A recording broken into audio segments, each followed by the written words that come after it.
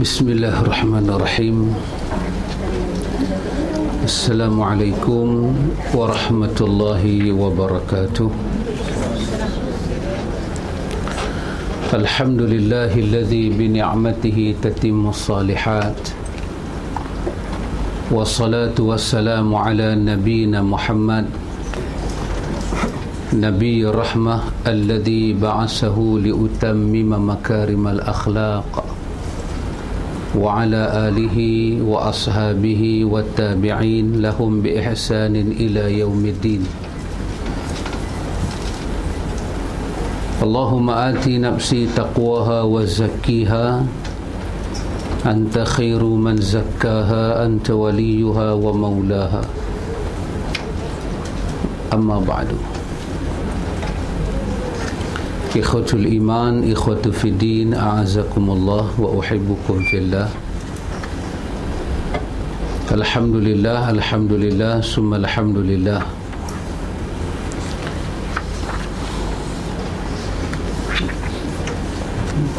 Kita mendapat limpah kurnia daripada Allah Jalla wa'ala. Kita boleh sambung majlis ta'lim ini. Kita berhenti tak mana, tak tanda itu.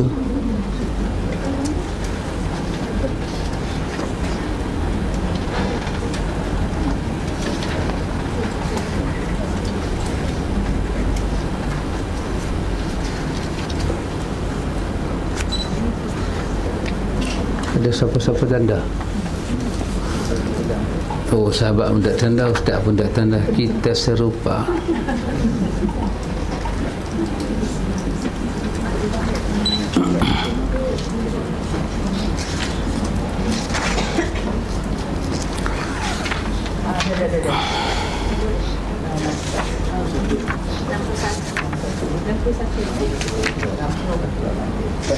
Ya, 61. Ikhwatul iman, kalau muka surat 61 maknanya kita berada pada tajuk yang ketujuh, iaitu tentang ayat-ayat daripada Al-Quran yang mewajibkan kita supaya berittiba' kepada Nabi. Apa makna ittiba' jemaah sekalian? Ittiba' maksud dia mengikut. Ittiba' maksud dia meneladani. Ada benda dalam akidah kita ini, benda yang tidak dapat tidak, benda yang pasti. Kita mesti berittiba' kepada Rasulullah. Ini konsekuensi daripada kita sebut wa asyhadu anna Muhammadar Rasulullah. Daripada kalimah itu dia melahirkan ittiba', bermakna kita meneladani pada apa yang Allah suruh kita meneladani baginda. Ada beberapa bab Nabi sendiri menyebut dengan lisan Nabi, Nabi membebaskan kita. Maksud dia Nabi benarkan kita nak buat macam mana. Tetapi ada beberapa bab ittiba' itu adalah suatu tuntutan. Terutama kata para ulama dalam akidah. Dalam hal akidah wajib ittiba'. Kenapa jemaah? Kerana akidah ini benda-benda yang taufiqiyah, benda-benda yang taufiqiyah, benda-benda yang Allah yang tentukan sendiri. Ibadah adalah taufiqiyah, benda yang Allah tentukan, cara dia, syarat dia, ketentuan dia, semua Allah tentukan. Ataupun kita boleh guna bahasa lain, ibadat ini kita bahagi pada dua. Satu ibadat mahdah, satu ibadat ghairu mahdah. Kedua-duanya ibadat, kedua-duanya Allah bagi pahala. Pergerakan kita, perkataan kita, perbuatan kita, zahir dan batin, Allah bagi pahala. Tetapi pada bahagian pertama, pahala nak sampai pada kita tu ada syarat. Syaratnya khusus, iaitu mesti ittiba'. Yang ni untuk ibadat yang nama dia mahdah. Apa dia mahdah? Ibadat yang Allah tentukan. Cara beribadat, masa beribadat, jumlah beribadat, tempat beribadat. Kenapa ibadat itu dibuat? Allah yang tentukan. Yang ni kita namakan mahdah, ataupun dengan bahasa lain kita kata ibadah khususiyah. ibadat yang khusus ini, daripada 6 rukun iman, 5 rukun Islam, 1 daripada makna ihsan, kesemua ini adalah mahdah, ketentuan Allah. Allah yang tentukan rukun iman yang pertama, beriman pada Allah. Kemudian iman kepada Allah Ta'ala itu, Allah yang berbicara sendiri. Apa makna iman? Rububiyah dia yang cakap sendiri. Uluhiyah dia yang beritahu sendiri. Asma' dia, sifat dia yang terang sendiri. Maka apa kewajipan kita? Kewajipan kita ialah hanya mengikut wasafa bihi kama wusifa kama wasafa bihi nafsah. Kita kena sifatkan Allah macam mana Allah telah mensifatkan diri dia. Kita tak boleh bagi sifat pada Allah, kita tak boleh bagi nama pada dia. Ini melanggar peraturan. Kita saja-saja pibuh nama kepada Tuhan, kita akan jadi kufur. Kita bubuh sifat Allah, kita nafi sifat dia, kita tak boleh terima satu sifat. Kesemua ini mewajibkan kufur. Kenapa jemaah? Kerana ibadat mahdah, ibadatnya Allah tentukan. Hak ni mesti ada ittiba'. Bahagian yang kedua, kita kata ibadat ghairu mahdah, ibadat yang bukan khususiyah, ibadat yang bersifat umum. Dia ibadat tapi dia bersifat umum. Yang macam mana? Yang lain daripada mahdah tadi ni, lain pada sembahyang, puasa, zakat, rukun iman, rukun haji. Ini kita kata ghairu mahdah. Yang ghairu mahdah ini, agama hanya meletakkan dasar asas sahaja. Yang haram jangan buat, jangan terlibat benda syubhat. Kemudian bagaimana pattern kita nak melaksanakan dia, atas kita. Yang ini berdasarkan riwayat yang begitu masyhur. Bila Nabi tengok para sahabat talqih pokok kurma, Nabi kata, antum a'lamu bi umuri dunyakum. Nabi memberi suatu kebebasan, tapi masih ada dia punya dia punya syarat-syarat secara umum. Yang haram tak boleh buat. Tapi dia berbeza dengan mahdah. Mahdah ni bukan kata syarat-syarat umum, dia langkah Nabi, langkah kita, berhenti Nabi, berhenti kita. Maka ini yang kita belajar, itu ayat-ayat tentang wajibnya kita ini berittiba' kepada Nabi SAW. Itu sambungan kita pada muka surat 60.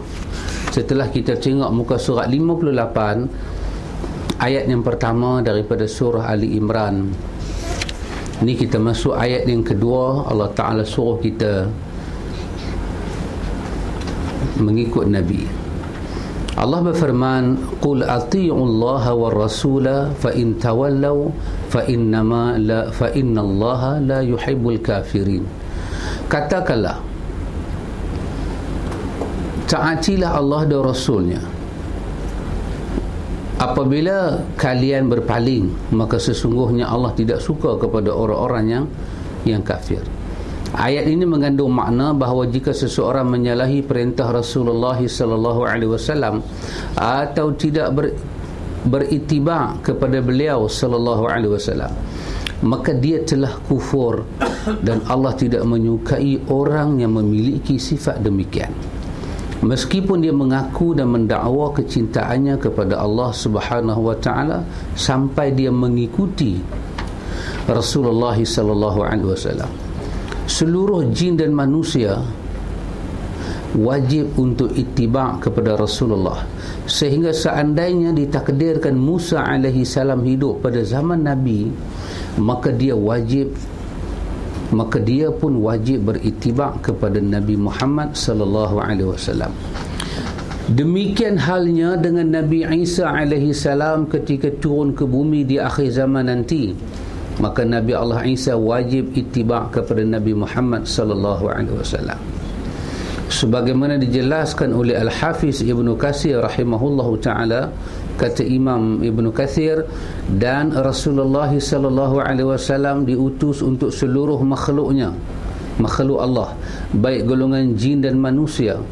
Kalau seandainya seluruh nabi dan rasul, bahkan seluruh ulul azmi daripada Rasul, mereka hidup pada zaman Rasulullah sallallahu alaihi wasallam, maka mereka wajib ittiba' kepada Rasulullah sallallahu alaihi wasallam, mengikuti syariat beliau sallallahu alaihi wasallam. Antum sekalian boleh tengok ayat apakah yang penulis kita ni pakai dan buku apakah yang dia jadi sebagai rujukan dia. Taulah kita siapa kita ini jamaah sekalian. Kalau seluruh Nabi berhimpun di zaman Nabi kita hidup, mereka kena ikut Nabi.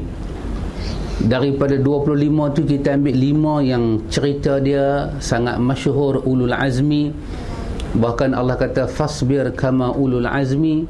Kalau kamu nak sabar, kamu nak belajar, kamu nak teladani, nak ambil pelajaran, ambillah daripada ulul azmi, Nabi yang mempunyai perjuangan yang agak kuat sikit. Kalau kelima-lima ulul azmi itu hidup zaman Nabi, mereka pun wajib ittiba' pada Nabi. Tak tahu kita ni hak belakang ni, tak tahu pireka jalan sendiri. Tak betul, tak betul, sangat tak betul. Anda cuba tengok ayat yang kita baca tadi, dari segi bahasa yang Tuhan pilih. Allah kata fa in tawallau. Kalimah tawallau, tawalla macam ulang punya badan tu. Ulang, ada tak ulang jalan straight? Ulang tu ada masalah tu. Ulang tak jalan straight di jalan tu. Bila dia ke sana, dia ke sini, dia mai balik, dia pergi ke sana, yang tu nama dia tawalla. Jadi apa Tuhan nak bagi tahu? Fa in tawalla. Kalau dalam hidup kamu ni ada masa ikut, ada masa tak ikut. Ada masa kamu pi, ada masa kamu mai balik. Macam pada ulang. Sesungguhnya Allah tak suka orang macam ni. Bukan kata orang tu tak ikut langsung. Ni hak jenis ikut ni. Hak jenis ikut. Dia rasa, katalah apa yang dia rasa, kita pun tak pernah rasa apa yang dia rasa. Susah nak rasa.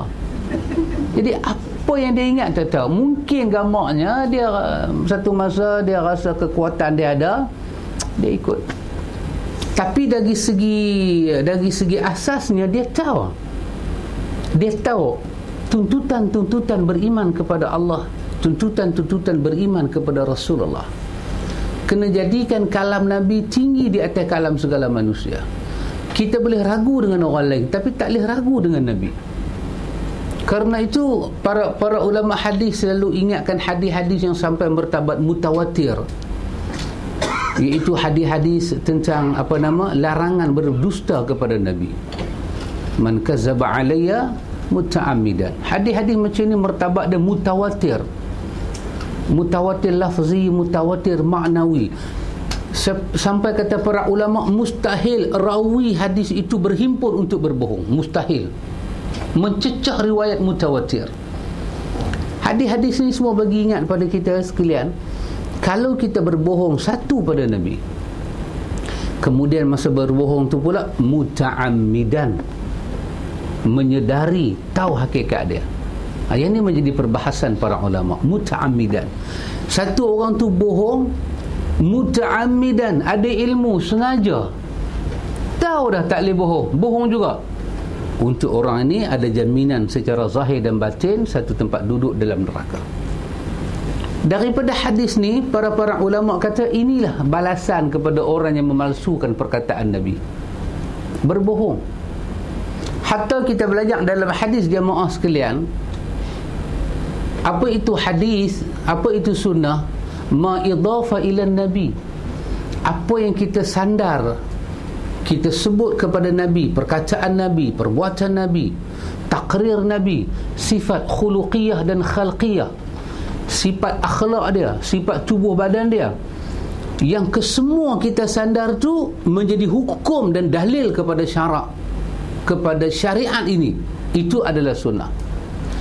Salah satu daripada benda tu kita berdusta, ada jaminan masuk neraka. Ada jaminan masuk neraka. Bahkan sehinggakan ulama hadis kata, kalau kita tak mimpi, kita kata ke orang kita mimpi Nabi, pun kita masuk dalam riwayat ini, kerana dia berkaitan dengan khalqiyah Nabi, berkaitan dengan susuk tubuh Nabi, rupa parah Nabi. Kita bohong, ada jaminan masuk neraka. Kerana tu jemaah sekalian, satu-satu benda nak diidhafahkan kepada agama, dia melalui proses apa dia? Proses dia kena lepas sanad, dia kena lepas matan. Beberapa hadis yang diriwayatkan oleh Imam Muslim, walaupun riwayat Imam Muslim tapi sangkut. Walaupun riwayat Imam Muslim, mungkin sanad dia lepas, matan dia sangkut. Seperti hadis Imam Muslim yang menceritakan Tamim Ad-Dari bertemu dengan Dajjal. Mereka ni naik kapal mereka tak cukup minyak gamaknya, minyak naik harga masa tu, terlepas, buah pun tak banyak, sangkut di pulau. Berapa puluh orang mereka ni. Akhirnya mereka jumpa makhluk yang terikat dalam satu pulau. Makhluk tu pula boleh bersembang dengan mereka. Makhluk tu kata, ada tak tanda ini, ada tak tanda ini, ada tak tanda ini. Akhirnya dia bertanya pada makhluk tu, kau siapa? Dia kata, aku Dajjal. Hadis tu riwayat Imam Muslim. Tetapi dari segi syarat dia, sanad kena lepas. Ya, wallahi sanad Imam Muslim ni sanad yang baik, tetapi dia sangkut pada matan. Kerana dia bercanggah dengan hadis Ibn Siyad yang menceritakan tentang kewujudan Dajjal. Maka para ulama kata hadis Imam Muslim ni walaupun rawahu Muslim, tapi kerana masalah matan yang ada pada hadis itu, maka dia diletak sebelah. Kenapa jemaah sekalian? Kerana agama ni kita terima bukan kerana nama tokoh tu besar, tapi kerana benda dia bawa tu apa. Tak kira lah riwayat siapa pun, dia kena selesaikan proses matan, proses sanad. Bila dua benda ni dah selesai, maka barulah dia berhak masuk di dalam taraf hadis yang sahih, dan dia masuk di dalam ancaman sesiapa meninggalkan riwayat ini, maka dia dianggap tawalla, berpaling. Barulah Allah tak suka kat dia. Bukan main satu hadis kita kena ikut, tidak, kita kena bertanya sanad dia apa, matan dia apa.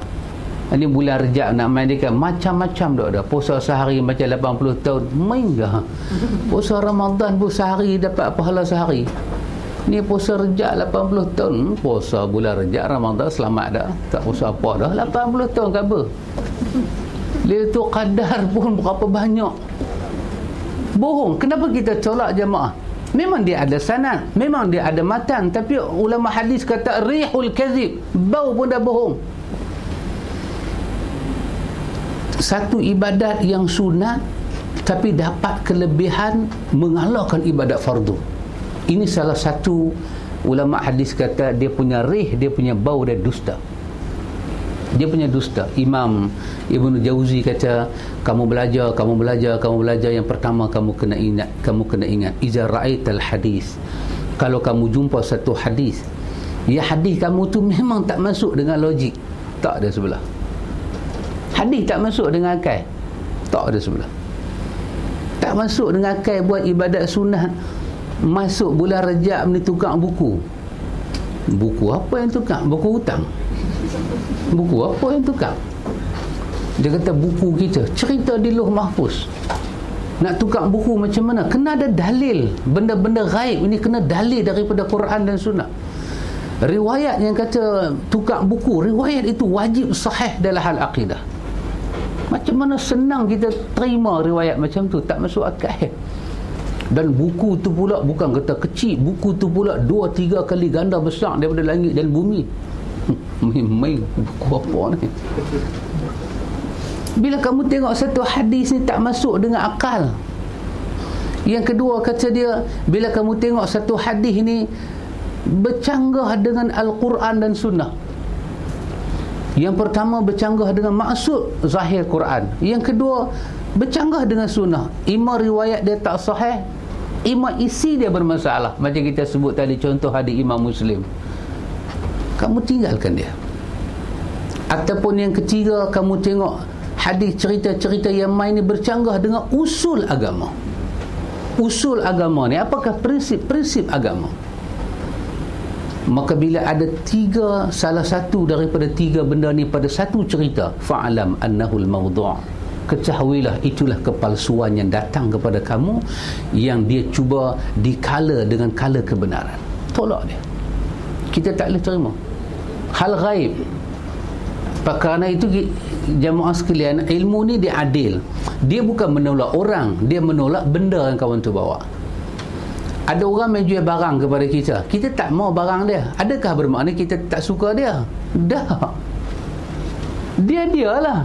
Kita bukan musuh dengan dia, cuma barang dia jual tu kita tak suka. Kita tak mau. Kita tak suka isap rokok. Ni macam rokok. Abang, rokok ni murah abang. Ni lari cukai punya abang. Orang je 10, kat abang kira 5 dah. 20 batang RM5. Siapa tak mau? Tapi kita tak suka. Kita bukan tak suka dia, kita tak suka barang dia. Kerana tu bila orang cerita satu-satu benda, kita tak suka barang dia. Hadis-hadis yang sahih ni, dulu kita pernah cerita bagaimana kita nak baca hadis. Kata para ulama, bagi orang awam ni, pakailah satu ataupun dua kaedah yang paling selamat untuk baca hadis. Yang pertama, satu hadis itu mesti ada nama sahabat, baru kita baca. Dia mesti ada daripada siapa. Diriwayatkan daripada Abu Hurairah, dia kena main macam tu. Kalau yang Arab, dia kena main an Abi Hurairah, an siapa mesti ada. Ini bagi kita orang awam. Yang kedua, dia mesti ada rawi yang akhir, rawahu. Dia kena sebut Muslim kah, Bukhari kah, Abi Daud. Tak tahu di bawah tu dia buat satu je, dia buat al-hadis.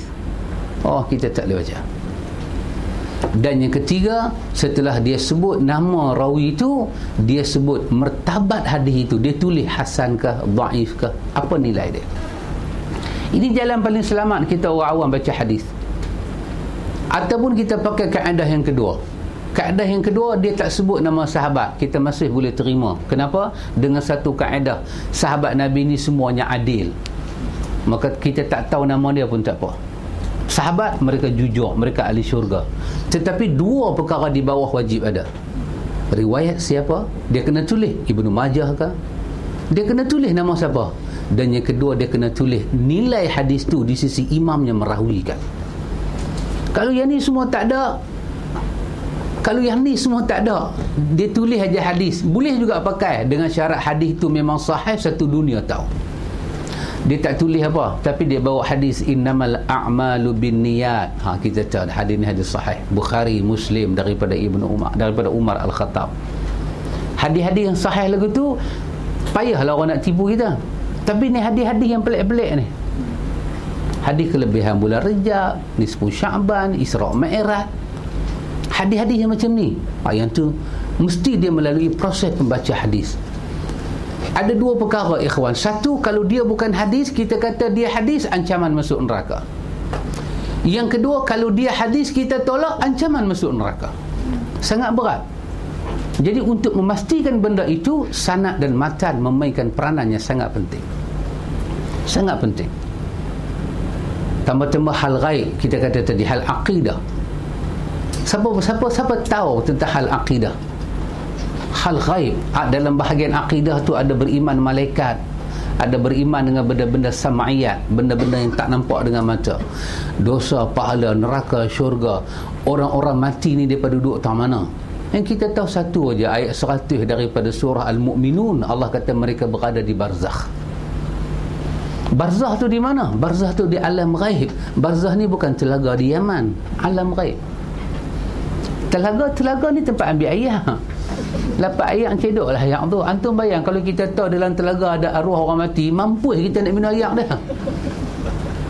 Orang pergi Mekah, kita duk pesan Zam-Zam 5 liter, 10 liter balik, rupanya arwah duk dah dalam tu. Tak minum kita Zam-Zam.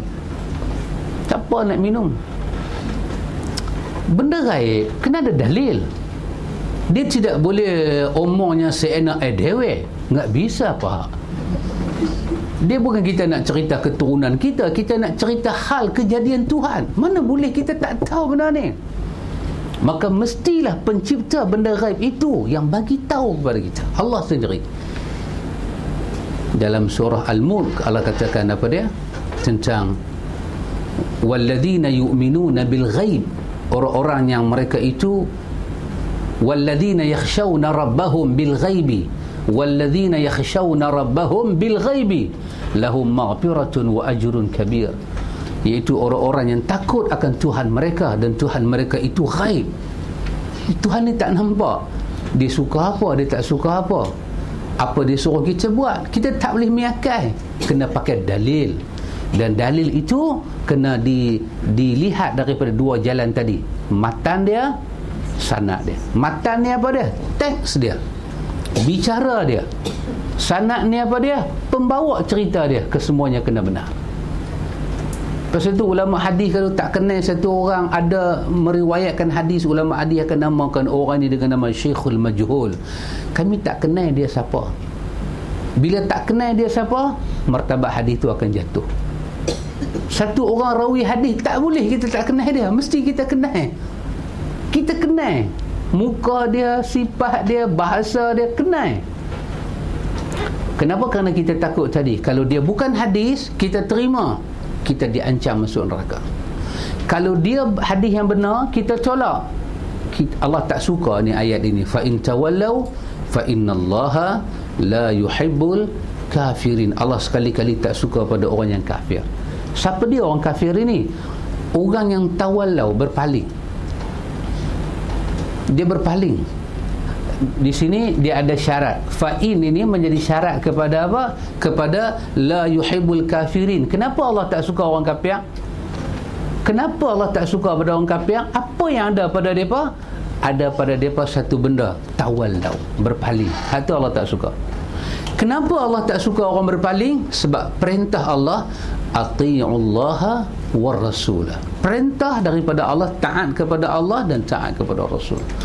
Taat macam mana jemaah? Taat yang tak ada ragu. La yajidu fi anfusihim haraja mimma qadaita. Tak ada rasa haraj, tak ada rasa dalam hati ni, tak ada rasa, pendek kata tak ada rasa ragu, tak ada rasa nak khianat, tak ada rasa tak seronok. Pasal itu ikhwan, dalam sunnah ni bukan sahaja ilmu sunnah wajib kita belajar, tapi setelah kita ada ilmu sunnah, lagi satu benda kita kena pupuk dalam hati kita. Apa dia? Hub, mencintai sunnah. Tahu, buat, tapi perasaan hub tu tak main, kita ada masalah. Orang, kalau orang tu dia boleh buat sunnah, dia tegak sunnah, dia belajar sunnah, dia tak ada hub, maka sejarah perjalanan agama ini menunjukkan yang ni kebanyakannya daripada PL perangai Abdullah bin Ubay. PL perangai dia semayang, dia duduk Islam dia di tangan Nabi, melihat wajah Nabi, apa semua dia buat. Abdullah bin Ubay ni jemaah sekalian, nama tak elok lah, tak salah bu nama anak kita Abdullah bin Ubay. Abdullah tu baik, tapi dia tu jadi jahat. Dia semayang, dia puasa, tapi dia tak ada hub. Dia tak ada hub, dia tak mencintai. Sehingga kan dalam beberapa hidup dia tu, tapi dia tu nak banding dengan orang hari ni, baik dia sikit. Pasal apa baik dia sikit? Dia ada sunnah. Dia tak semayang ikut suka, dia ikut cara Nabi semayang. Orang lain ni dia balun ikut dan apa dia teringat dia baik. Pasal itu masa Imam Syafi'i berdialog dengan satu ahli bid'ah, dia bawa hadis Imam Syafi'i, tak boleh nak trace hadis dia. Akhirnya Imam Syafi'i tanya beberapa soalan pada dia. Dia jawab jujur, dia tu ahli bid'ah besar. Apa Imam Syafi'i tanya dia? Adakah benda ni hang ambil daripada Nabi sungguh? Dia kata tak. Adakah hang ambil daripada sahabat? Dia kata tak. Adakah hang ambil daripada tabi'in? Dia kata tak. Habis dah semua tak, macam mana benda ni mai? Dia kata aku reka. Imam Syafi'i benci dengan dia, tapi Imam Syafi'i puji satu benda. Apa dia? Dia cakap benar. Dia tu tokoh bid'ah zaman tu. Antum bayang, tokoh bid'ah lah 2-3 kali ganda lagi jahat pada kawan ni. Kita tak payah tanya, dia kata ada hadis. Tokoh dulu kata tak ada, aku reka. Tokoh lah dia kata ada hadis. Baik jahat dulu, sejahat-jahat dulu sama nilai dengan orang lah yang baik. Kerana tu jemaah sekalian, bila kita mengaji sunnah, kita tak ada hope, susah. Kalau kita ada hope, sayang kat Nabi ni bukan-bukan, tapi sunnah tak ikut. Nanti kita jadi macam bapa Sayyidina Ali, sikit punya sayang dia kat Nabi, tapi dia tak boleh ikut. Sayang lah. Kita buat malam sayang, siang malam, pagi, semua sayang. Buat program je semua sayang, tapi tak ikut. Kita kena jadi seperti para sahabat. Mereka ikut dan mereka sayang jemaah sekalian. Mengetahui kedudukan hadis dan martabat hadis, kemudian kita wujudkan rasa sayang dalam hati kita, dan kita takut dengan ayat Allah setelah Allah katakan ati'ullaha wa rasulah. Kamu semua berilah ketaatan kepada Allah dan Rasul. Cuba tengok kalimah ati'u tu, lepas kalimah im ada waw. Waw tu Allah perintah kepada semua orang. Semua orang kena dalam ayat ini. Semua orang. Kamu semua kena taat kepada Allah dan Rasul. Kalau sekiranya kamu berpaling, sesungguhnya tanpa syak lagi, Allah tak akan suka pada orang yang kafir. Sebagaimana terjadi kepada Umar Al-Khattab radhiyallahu an, ketika beliau memegang dan membaca lembaran Taurat, maka Rasulullah sallallahu alaihi wasallam menyebut kepada Sayyidina Umar, Nabi kata, apakah engkau merasa ragu wahai Umar Al-Khattab? Demi Allah yang diri Muhammad ada di tangannya, sungguh aku telah membawa pada kalian agama ini dalam keadaan putih bersih. Janganlah kamu tanya kepada mereka tentang sesuatu, sebab nanti mereka khabarkan yang benar namun kalian mendustakan, atau mereka khabarkan yang batil, kalian membenarkan. Demi Allah yang diri Muhammad berada di tangannya, seandainya Musa alaihi salam itu hidup, maka tidak boleh baginya melainkan harus mengikuti aku. Mungkin kita kata Taurat dulu lebih dekat dengan kebenaran. Nabi duk ada. Tu pun bila Nabi tengok Sayyidina Umar pegang Taurat, Nabi kata kepada Sayyidina Umar, laqad ji'tukum biha bayda'un naqiyatan. Apa yang aku bawa ni, ajaran aku ni, dia sangat suci, sangat bersih, sangat terang, sangat nyata, tak payah bersuluh. Jangan bertanya tentang aku ini kepada orang-orang ahlul kitab. Nanti dia cakap benar, kamu tak percaya dia kerana dia ahlul kitab. Nanti dia cakap bohong, kamu percaya dia pula kerana kamu ingat dia dapat kitab dulu daripada kamu. Jadi jangan mengambil agama ni daripada sumber yang ada keraguan. Dengan tempat-tempatnya meragukan, jangan jadikan dia sebagai sumber agama. Kandungan daripada hadis ini ada 4 pelajaran. Yang pertama, wajibnya para nabi untuk ittiba' kepada Rasulullah sallallahu alaihi wasallam seandainya mereka hidup pada zaman Nabi. Semua nabi dulu kena ikut Nabi kalau mereka hidup zaman Nabi. Kedua, jika para nabi sahaja wajib berittiba' kepada Rasulullah sallallahu alaihi wasallam, terlebih lagi bagi kaum muslimin. Kalau depa masing-masing ada syariat, masing-masing ada kitab, masing-masing ada umat, pun depa kena ikut Nabi, apatah lagi kita. Memang dah confirm kita ni umat Nabi Muhammad, memang dah confirm. Pasal itu ikhwan, sunnah ni kita panggil dengan nama apa? Sunnah mutahharah. Sunnah mutahharah. Apa makna mutahharah? Suci. Dia bukan bersih. Dalam kamus Dewan, bersih dengan suci ni dua makna yang tak sama. Bersih ni sekadar tak kena kotor, tak kena kotor, bersih. Tapi suci ni benda yang tak disentuh oleh noda walaupun sikit tak kena noda. Mutahharah, suhufan mutahharah. Rasul ini akan membaca suhuf yang sangat suci. Jadi kita tak perlu ragu. Pasal itu Umar berani menyatakan, siapa-siapa yang merasakan sunnah Nabi ni tak boleh membersihkan diri dia, maka demi Allah dia tak akan bersih sampai bila-bila. Pasal itu sifat kita terima sunnah itu kena benar, ikhwan. Kena datang daripada jalan yang benar.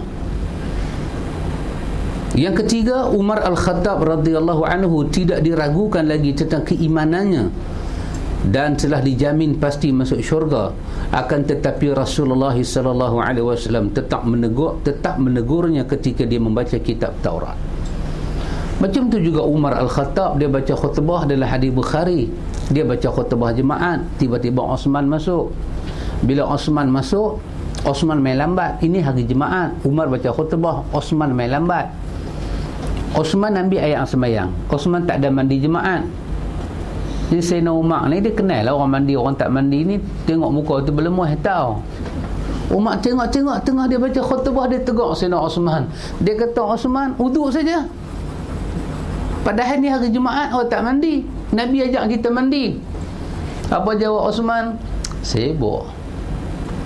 Buat kerja, tengok orang bang dah kalau balik mandi tak buat lohong pula, tak buat Jumaat. Ambil wuduk mai. Sayyidina Umar kata, semua orang tahu hari ni hari Jumaat, Nabi mandi, tapi kamu ni pelik, kamu wuduk saja.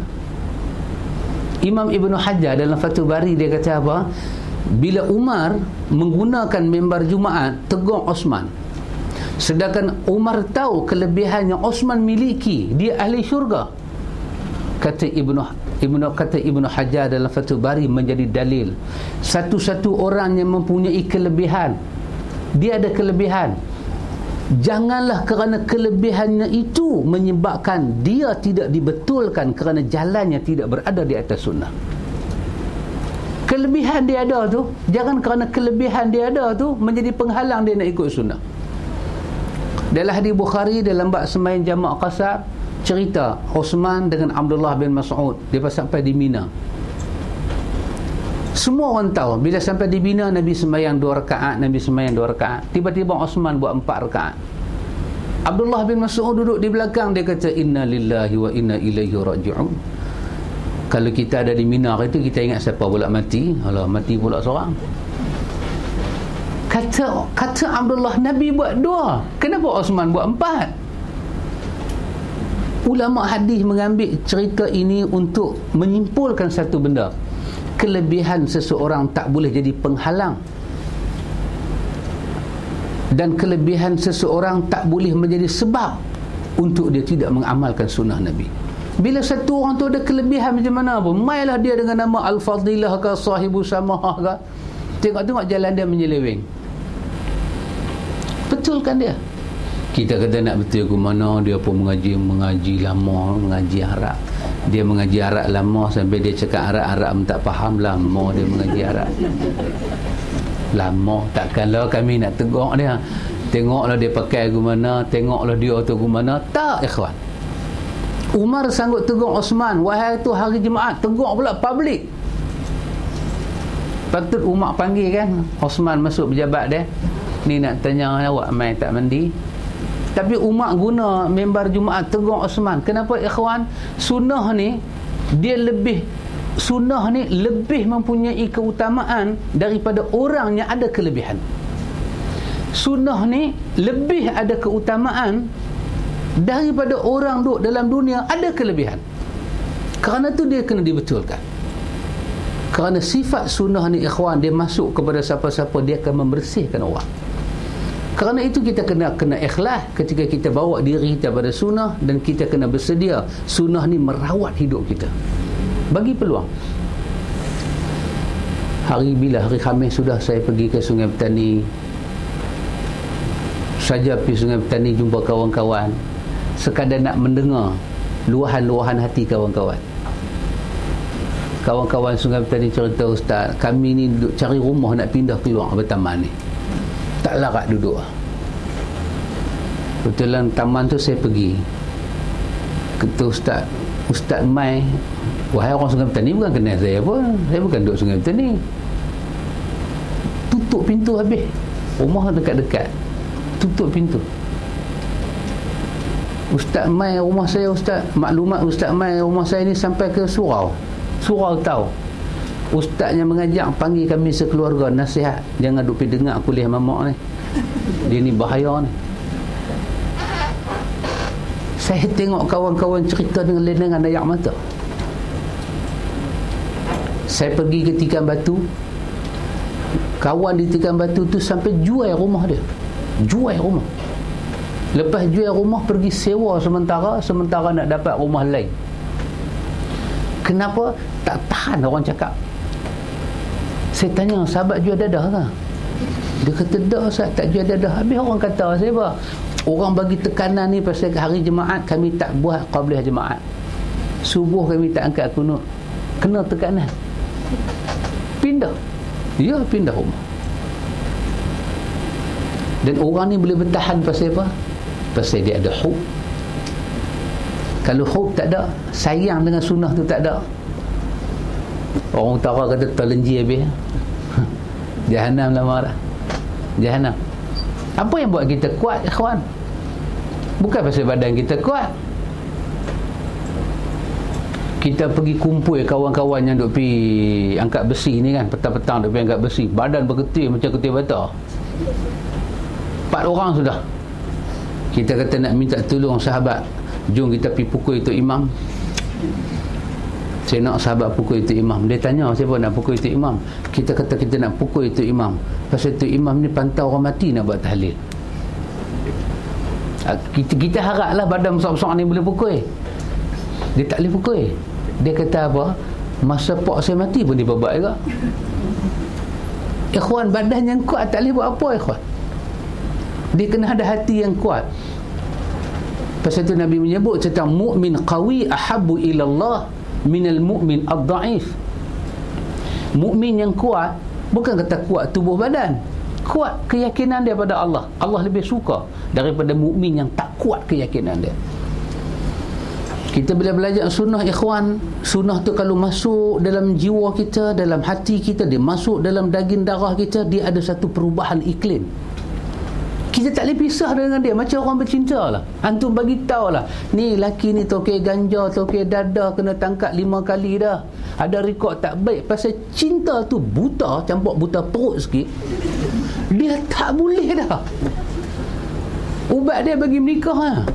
Lepas menikah baru dia ada akal. Hampir cerita lah macam mana kat dia.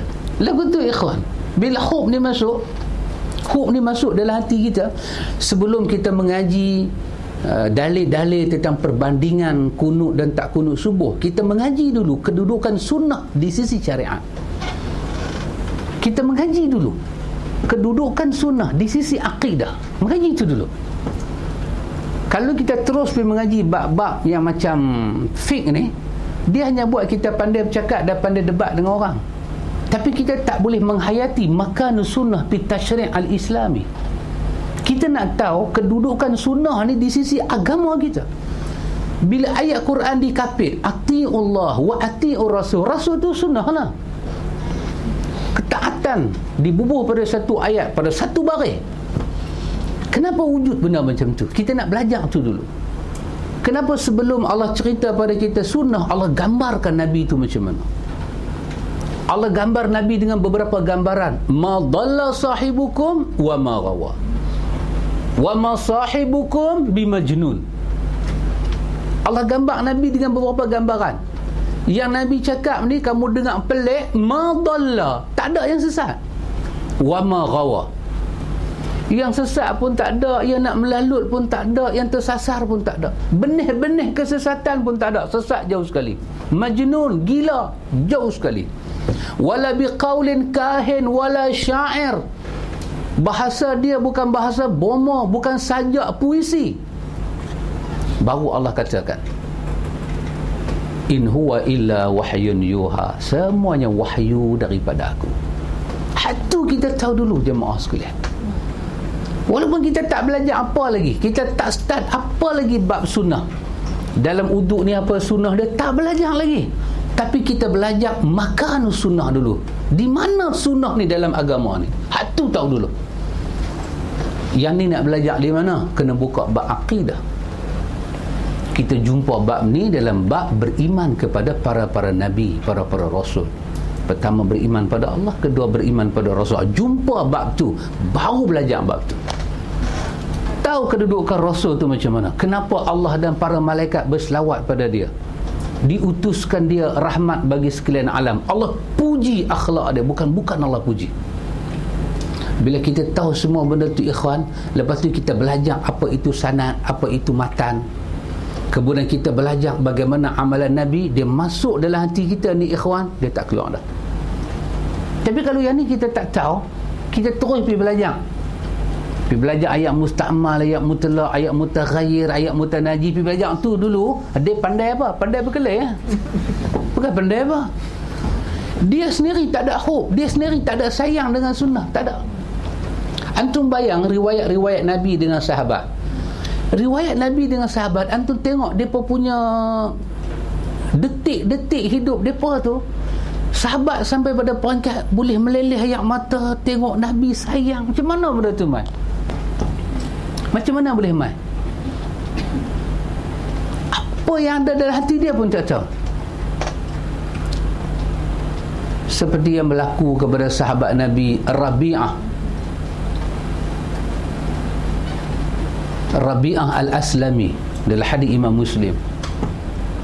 Dia kalau mai kat Nabi, dia kata, ya Rasulullah, hatta aku duduk di rumah aku terkenang hang, air mata aku turun. Hatta aku duduk di rumah aku terkenang hang, air mata aku turun. Bukan pasal Nabi ajak ayat musta'mal, ayat mutaghayyir. Pasal dia tahu Nabi itu, kedudukan seorang Nabi. Main-main nak bohong, takut. Macam Sayyidina Ali sebut dalam hadis At-Tirmizi. At-Tirmizi kata hadis ini adalah hadisnya hasan, berkenaan dengan orang yang nanti di hari akhirat Allah bagi kepada dia biji gandum. Biji gandum tu bulat, tapi Allah suruh dia pintal. Suruh dia pintal. Kalau wayar macam ni boleh dia pintal. Biji gandum bulat kecil nak pintal ke mana? Allah kata kat dia, kalau hang tak boleh pintai, hang masuk neraka. Bila nak, maknanya memang masuk neraka lah. Memang masuk neraka lah. Macam dalam Quran Allah katakan, kalau unta masuk lubang jarum, kalau unta boleh masuk lubang jarum, hang boleh masuk syurga. Bila nak suruh unta tu masuk, memang masuk neraka lah tu. Pasal apa? Ali kata, pasal apa? Ali kata pasal dia berbohong, dia tak pernah mimpi Nabi. Dia kata dia mimpi Nabi. Kerana itu jemaah sekalian, benda tu kita duk guna pupuk hari-hari. Pasal tu kita duk ambil tahu pasal sunnah Nabi, kita duk ambil tahu pasal apa Nabi ajak nak lahir. Dia mai rasa buah mula memang macam tu. Dengar pelik, dengar macam tak sama dengan orang. Lepas tu kita buat rujukan, orang pula kejut kita. Baik-baik. Hanya dengan main-main ni semayang ni, ingat main ke? Silap sikit, jangan main. Menyesal esok kita dengar kejutan lagu tu, takut. Pasal kita diajak kenal sunnah. Sunnah yang kita diajak selama ni, sunnah maksud dia sunat. Itu sunnah tu maksud dia sunat. Sunnah tak diterang dengan maksud sebenarnya. Sunnah tu apa dia? Sirah. Sunnah tu apa dia? Tabi'ah. Sunnah tu apa dia? Tariq, jalan. Sunnah tak diterang dengan makna sunnah tu adalah kehidupan. Lepas itu anak-anak, mak bapak tengok anak-anak duk makan tangan kiri, minum tangan kiri, mak bapak tak rasa apa. Pasal mak bapak sunat je, biar pilah dia budak-budak lagi. Tak ada ayat budak. Ya bunayya la tusyrik billah. Merenung kepada makna ya bunayya, budak tu kecil lagi. Ya ghulam dalam hadis Tirmizi. Ya ghulam, Nabi sebut kepada Abdullah bin Abbas, ghulam. Bukan ghulam Mizan tu. Itu ghulam lain.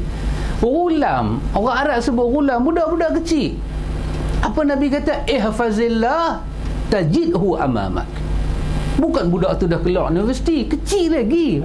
Wahai budak, jaga hukum-hukum Allah, jaga diri kamu, nanti kamu dapati Allah di hadapan kamu. Kenapa ikhwan? Pasal kita diajak sunnah adalah sunat. Sembahyang jemaat jangan tak pi 3 kali, 2 kali tak apa. Esok minggu depan pi pula. Kira duk main macam tu. Tapi bila kita belajar dalam dia punya aturan dia, sunnah adalah kehidupan, hidup. Maka apa yang menjadi hidup Nabi, itu kena ada dalam hidup kita, dan dia satu kewajipan. Tak kalau Nabi Dalam hadis Muslim, Nabi tengok kawan tu makan dengan tangan kiri, Nabi kata tak ada benda menghalang kamu guna tangan kanan melainkan kamu seorang yang sombong. Takat tu Nabi cakap, tiba-tiba dia sambung makan. Tengok orang pakat duk tengok, tangan dia hak sebelah kanan tu tak boleh angkat. Takkanlah ikhwan, kalau benda tu sunat, Nabi nak pergi buat sampai tahap tu kat umat dia. Orang di satu pihak duk cerita Nabi ni punya sayang dengan umat ke mana. Artinya ada benda Nabi tak mau. Nabi kata jangan makan dengan tangan kiri, ini kerja syaitan. Karena itu jemaah, bila sunnah diterang macam tu, kita dapat sunnah macam tu. Pasal tu bila kita nasi tambah ni banyak sangat lagi mai, dia dandan kita bagi cantik, yalah walaupun Nabi tak buat, kita buat pun bagus juga. Memanglah Nabi tak dan buat, pasal Nabi sibuk hari tu dia tak dan buat. Kalau dia ada cukup masa, dia buat. Boleh tokok, boleh tambah. Antum bayang, selalu antum pernah dengar perkataan Imam Malik. Cuba antum renung perkataan Imam Malik, antum akan jadi macam kena simbah yang panas badan, rasa panas. Orang tanya pada Imam Malik tentang hal bid'ah ni, dan semua kita tahu bid'ah ni apa dia? Kita mewujudkan satu ibadat yang mahdah, yang khusus, sedangkan Nabi tak pernah wujudkan. Lepas tu kita buat ibadat yang mahdah tadi dan kita merasakan dia baik, itu adalah bid'ah. Dan kita guna ibadat itu untuk mendekatkan diri pada Allah. Seumur hidup, demi Allah, Nabi tak pernah sembahyang apa nama yang kita duk panggil dengan sembahyang hadiah ni. Nabi tak pernah sembahyang. Tak pernah sembahyang. Kita buat. Orang nak tolong orang mati, buat sembahyang hadiah. Nak tolong orang mati, buat sembahyang hadiah. Nabi tak pernah. Kita guna sembahyang hadiah tu untuk mendekatkan diri pada Tuhan pula. Sangat buruk. Kekasih Allah tak pernah pakai, Allah tak pernah turunkan, kekasih Allah tak pernah guna benda tu untuk beribadat kepada Allah. Kita guna. Lepas tu kita rasa benda ni baik. Apa kata Imam Malik? Ada dengar Imam Malik kata, man ibtada'a fil islami bid'atan yaraha hasanatan faqad za'ama anna Muhammadan khana risalah. Dia sanggup kata za'ama anna Muhammadan khana risalah. Siapa buat satu bid'ah macam ni? Kenapa orang boleh buat bid'ah? Pasal sunnah diajar benda sunat. Boleh tokok benda sunat, ente boleh buat, ente boleh tak buat. Dan kalau nak buat, makin ente perelok dia, makin lagi elok. Kata Imam Malik, siapa buat satu bid'ah dalam Islam, yaraha hasanatan, dia tengok dengan mata dia, dengan hati dia, bid'ah itu baik, Imam Malik guna perkataan faqad za'ama, sesungguhnya dia telah pun meludah dan menuduh Nabi Muhammad sebagai pengkhianat. Macam mana Imam Malik gamak cakap lagu tu? Antum dengar dalam dunia ni ada orang kata Nabi Muhammad pengkhianat, antum nak berhukum apa kat dia?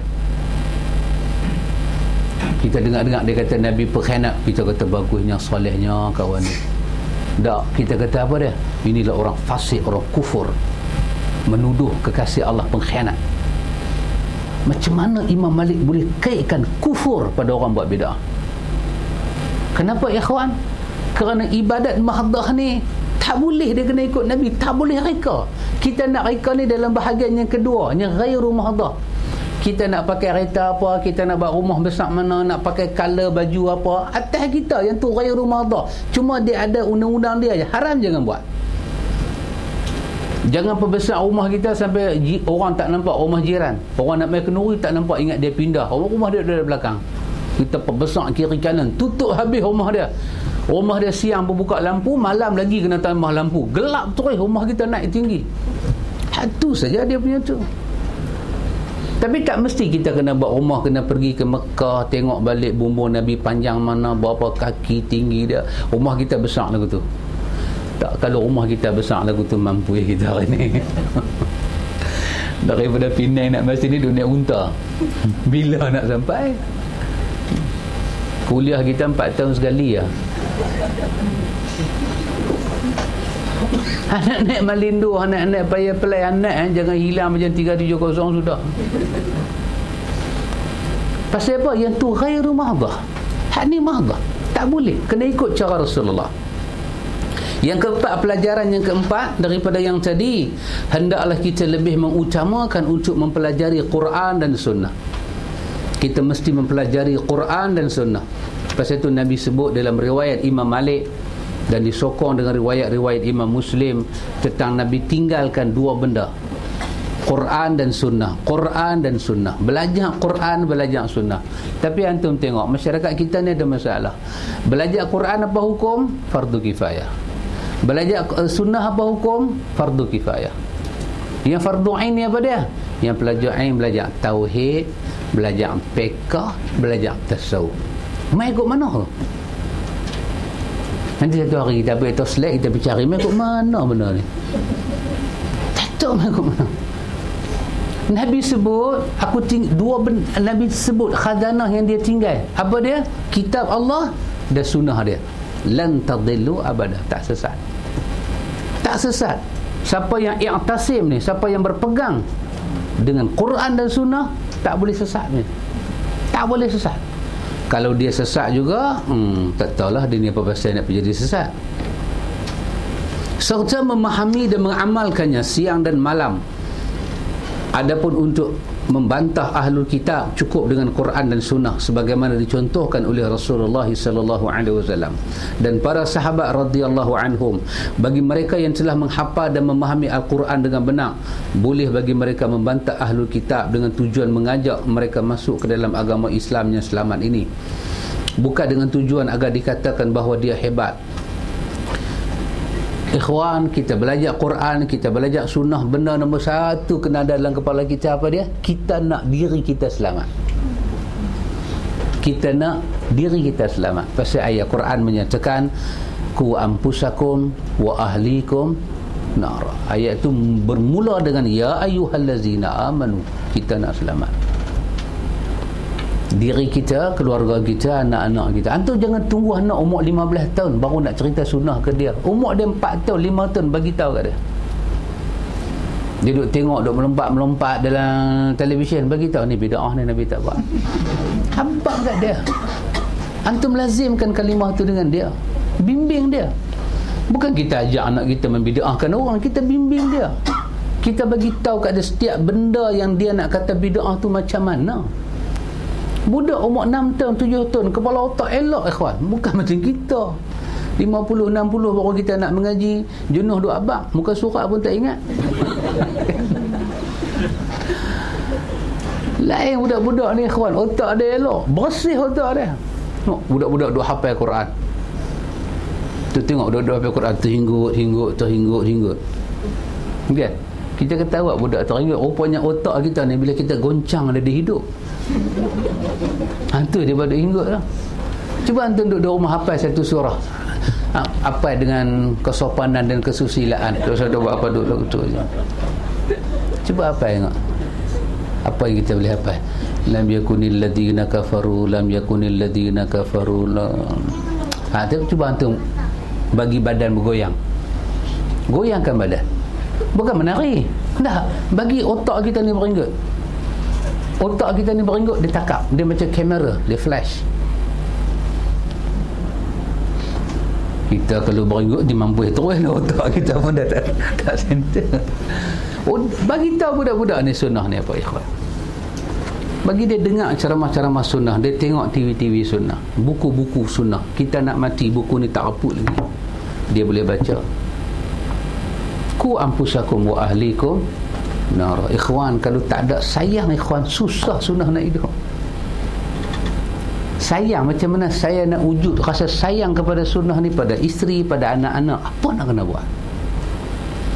Kita duduk main Kuala Lumpur terang sunnah ke orang, bini kita duduk di rumah.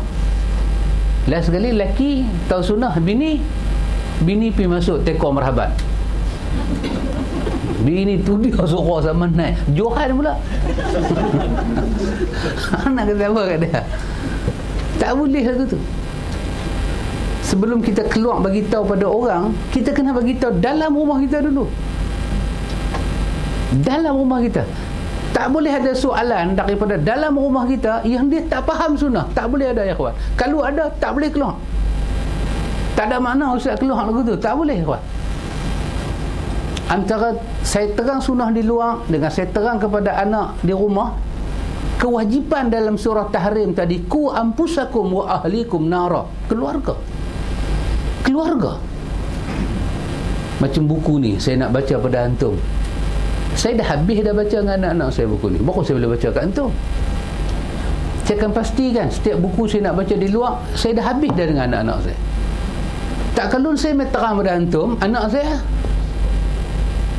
Abah mengaji kitab apa sana? Kata ni konsekuensi ni. Buku apa?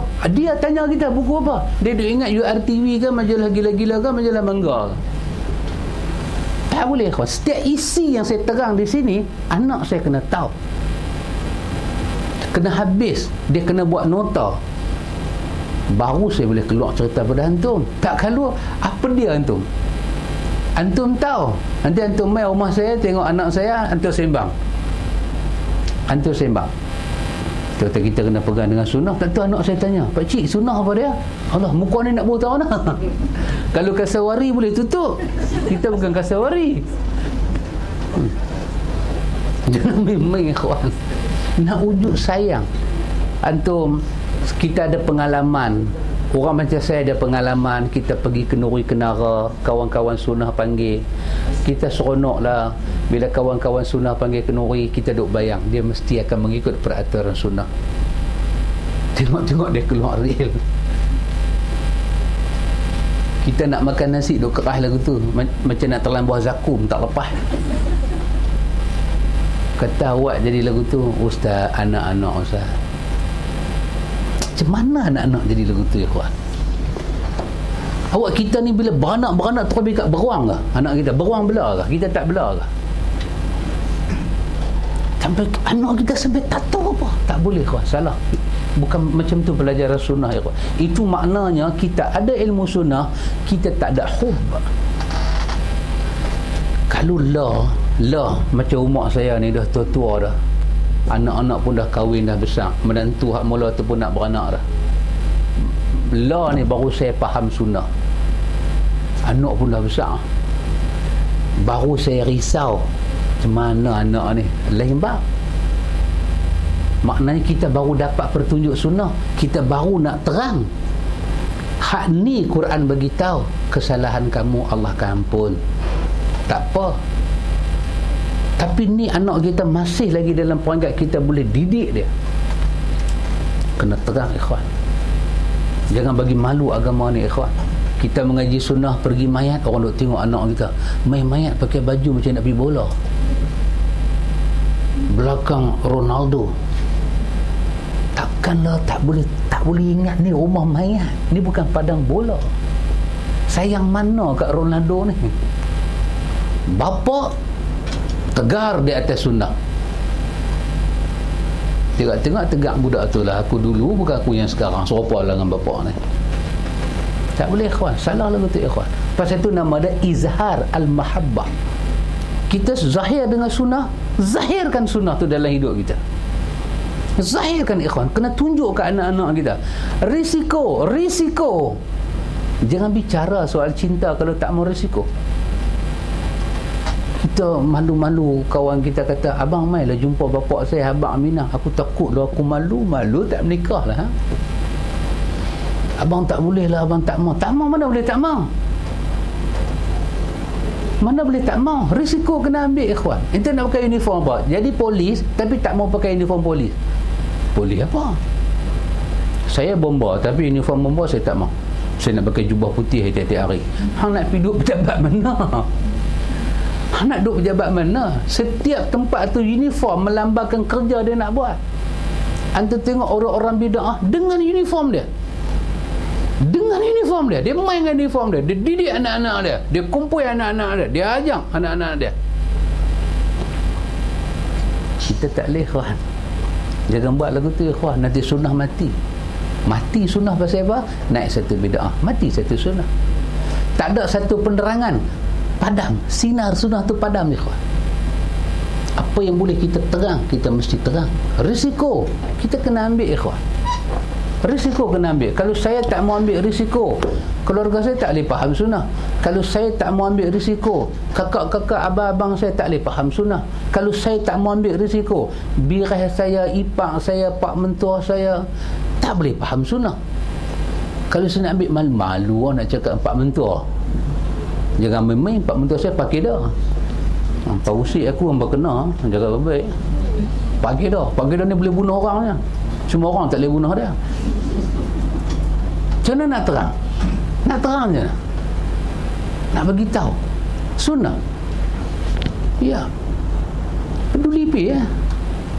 Malu Allah dengan pak mentua, ayah nak terang sunnah, ayah kata aku makan garam dulu bedang.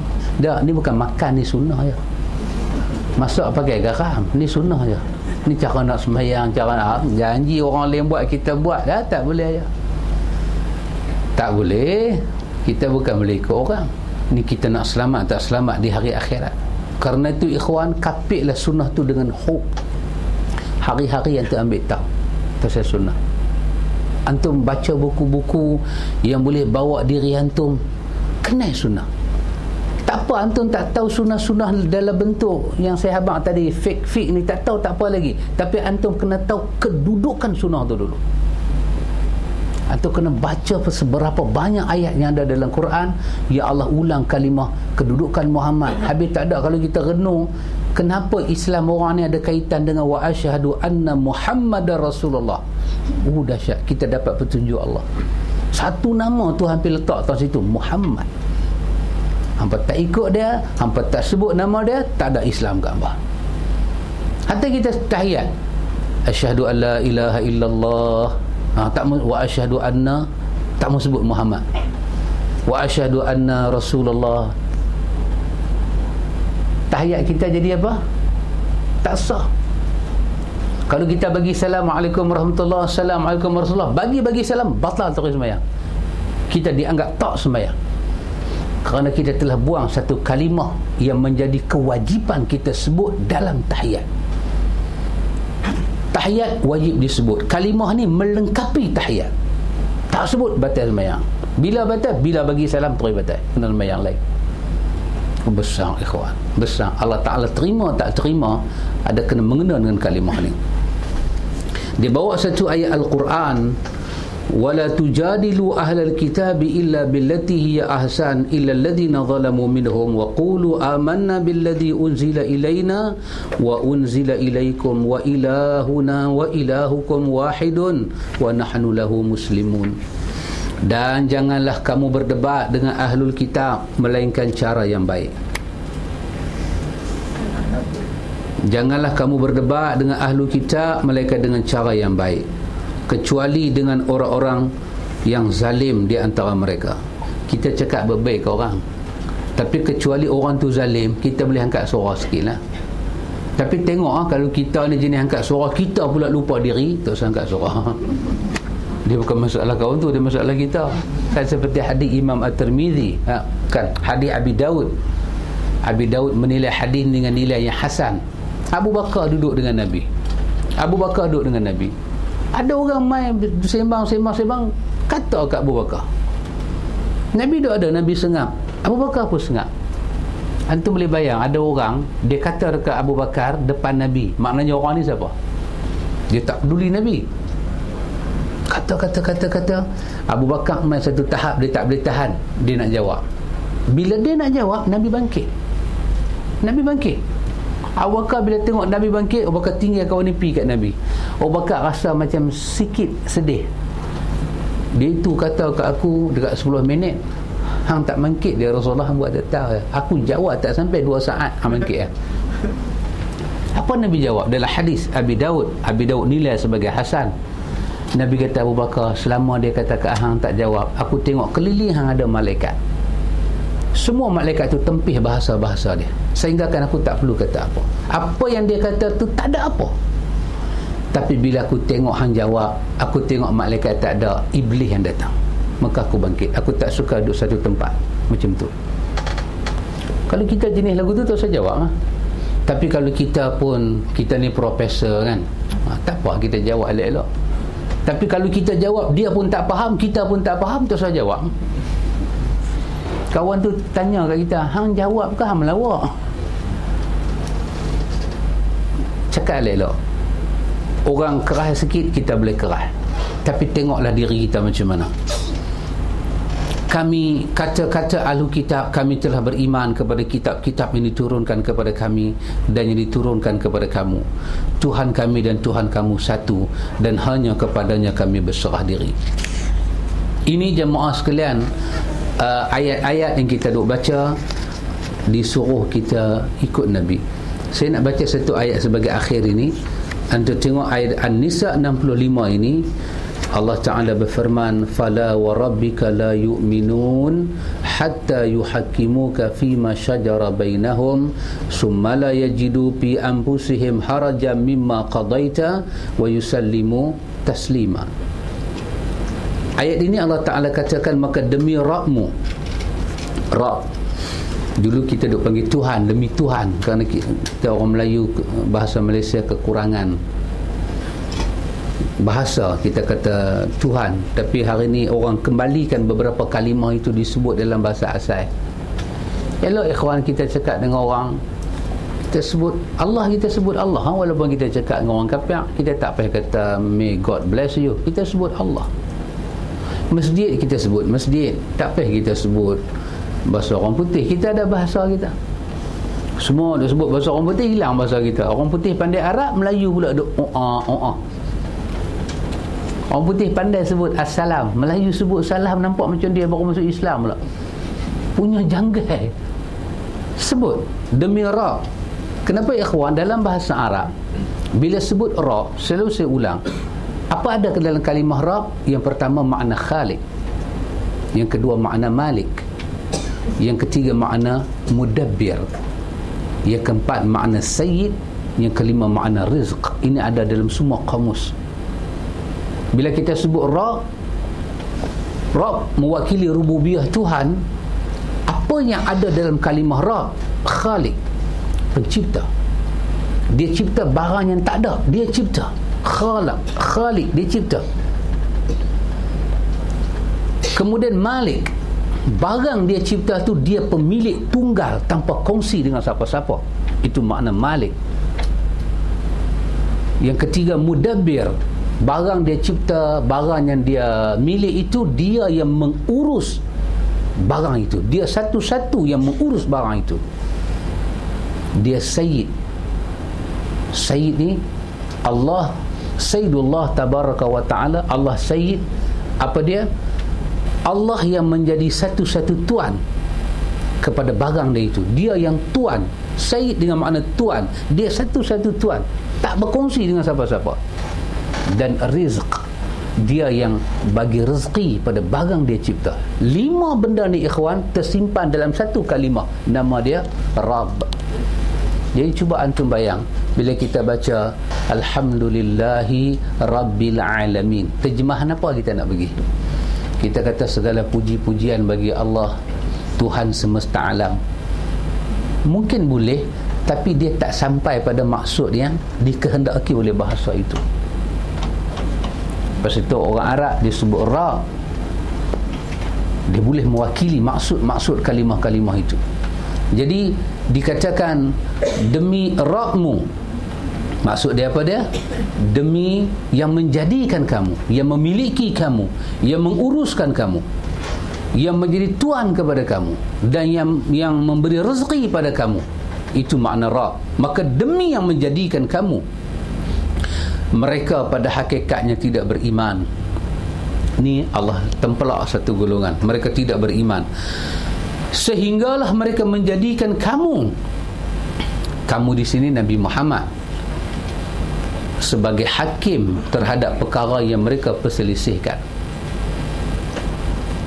Allah sendiri pakai kalimah ni. Allah sendiri menyebut tentang rububiyah dia, sifat ketuanan yang ada pada diri dia. Maka sekali-kali demi Rabbmu mereka tidak beriman. Allah yang menerima iman, sekarang Allah kata mereka tak beriman. Pasal apa mereka tak beriman? Pasal mereka tak boleh jadikan Nabi Muhammad ini sebagai hakim yang bagi keputusan kita kena dengar. Yang bagi keputusan, kita kena redha. Kemudian mereka tidak merasa keberatan dalam hati mereka terhadap keputusan yang kamu berikan, dan mereka menerima dengan sepenuhnya. Ini syarat Tuhan nak daripada kita. Apa dia, ikhwan? Menerima hak Nabi bawa kepada kita, terima macam mana? Dengan tak ada rasa berat, dengan tak ada rasa haraj, tak ada rasa sempit dada, dan menerima keputusan itu dengan rasa selesa sepenuhnya. Itu Allah nak kita dengan Nabi macam tu. Jadi atas kita lah, ikhwan. Sekarang ni berapa hari lagi kita nak hidup? Kadang-kadang kita pun tak sihat. Nak mati ni bukan kira tua muda, kita boleh mati. Bila kita nak balik bertemu Allah, ikhwan, ni semua ni kita nak kena perhati, ya. Tak ada apa. Masuk dalam kubur pun dia tanya dua soalan paling besar. Siapa Tuhan kamu? Siapa Nabi kamu? Kalau dia jawab Nabi kita Nabi Muhammad, memang dia orang Islam lah. Kalau dia duk buat macam hadis kata la adri, aku tak tahu, malaikat bagi betul-betul tang tempat sujud ni, remuk masuk ke dalam hadis Bukhari sebut, masuk ke dalam, tak didengar oleh jin dan manusia. Dia kata, siapa ni? La adri, aku tak tahu. Benci malaikat dengar soalan tu, benci. Ada orang hidup tak kenal Tuhan, ada orang hidup tak kenal Nabi Muhammad. Bam, kata dia bagi, masuk ke dalam. Jadi macam ni cara kita belajar hadis. Antum bayang sekarang ni, inilah kedudukan hadis. Atau tengok pada perkataan hatta yuhakkimuka, Allah guna ganti nama dhamir kepada Nabi. Yuhakkimuka, engkau Muhammad. Apa yang keluar daripada mulut Nabi, kalau Nabi baca Quran, Nabi sebut Quran. Kalau Nabi tak sebut Quran, itu adalah sunnah, hadis. Maka macam inilah kita kena terima hadis. Dan bila ada orang bawa kita keluar daripada jalan sunnah, kita tak mau, sebab kita macam mana orang menerima keputusan daripada hakim, tak berani kita. Dan hati kita dengan sunnah Nabi ini tak ada rasa sempit dada. Kita belajar, kita rasa selesa, rasa sepenuhnya kita nak ikut sunnah-sunnah Nabi. Ayat ini ada pelajaran. Seorang tidak dikatakan beriman hingga mereka menjadikan Rasulullah sebagai hakim terhadap apa yang diperselisihkan. Kita seronok dengar. Hakim dunia lain macam. Siapa seronok masuk mahkamah? Tengok-tengok masuk mahkamah, hakim tak main, lega punya, seronok lah. Tapi hakim Nabi Muhammad ni dia bukan macam hakim dunia. Kita takut, kita benci tak. Nabi Muhammad diletak sebagai hakim ni, sayang nak dengar apa dia cakap, nak tahu. Macam kita takut dekat Tuhan kan, takut dekat Tuhan, dekat ulang sewa pun kita takut juga. Tapi takut dekat ulang dengan takut dekat Tuhan kan tak sama. Takut dekat ulang kita lari. Ada orang takut kat ulang, duduk, ulang aku takut kat hang. Takut pada binatang buah lari, tapi takut dekat Tuhan bukan lari, mendatangi Tuhan. Kerana takut kita duduk depan dia, kerana takut kita mencintai dia. Itu nama dia perbezaan takut kepada Allah dan kita takut pada makhluk lain. Nabi Muhammad hakim. Pasal itu sahabat bila Nabi putus satu benda, seronok dia baru terima. Tiba-tiba ada orang tak boleh terima. Allah katakan la yu'minu, inilah orang tak ada iman. Sebab itu saya ulang lagi sekali, ikhwan, kalau hadis itu hadis yang sahih, matan dia sahih, sanad dia sahih, kalau kita tolak, kita tak ada iman. Kalau kita tolak, kita ragu, kita ada susah, ikhwan. Kalau yang tu kita tolak kebenaran apa lagi kita nak buat dalam diri kita? Kita nak jadikan dia sebagai panutan kehidupan kita, kita dah tersasar. Dan macam mana nak bagi hilang semak-semak dada ni? Orang utara kata semak-semak perut ni semua nak bagi hilang ke mana? Masa ke semasa akan didik kita. Dengar lagi, antum dengar lagi, bersihkan diri dengan majlis-majlis taklim. Jaga majlis taklim.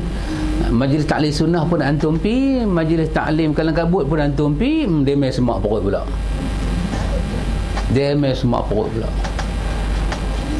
Kalau nak pi dengar. Tetapi apa-apa yang menyalahi prinsip, baca hadis tak sebut riwayat, hadis semua kita kena letak sebelah sat. Bagi peluang jiwa kita ni ditenteramkan dengan sunnah-sunnah Nabi. Satu masa antum kalau letak tangan atas dada antum bersyukur kerana boleh faham sunnah. Sunnah Allah bagi secara zahir, Allah bagi secara batin. Allah bagi pada sahabat sunnah. Umar Al-Khattab macam tu punya besar. Antum baca apa Ibnu Katsir cerita pasal Umar, khalifah besar, memerintah hampir 2/3 dunia, sampai ke benua Afrika datang. Umar, tolonglah jaga negeri kami ke sebelah benua Afrika.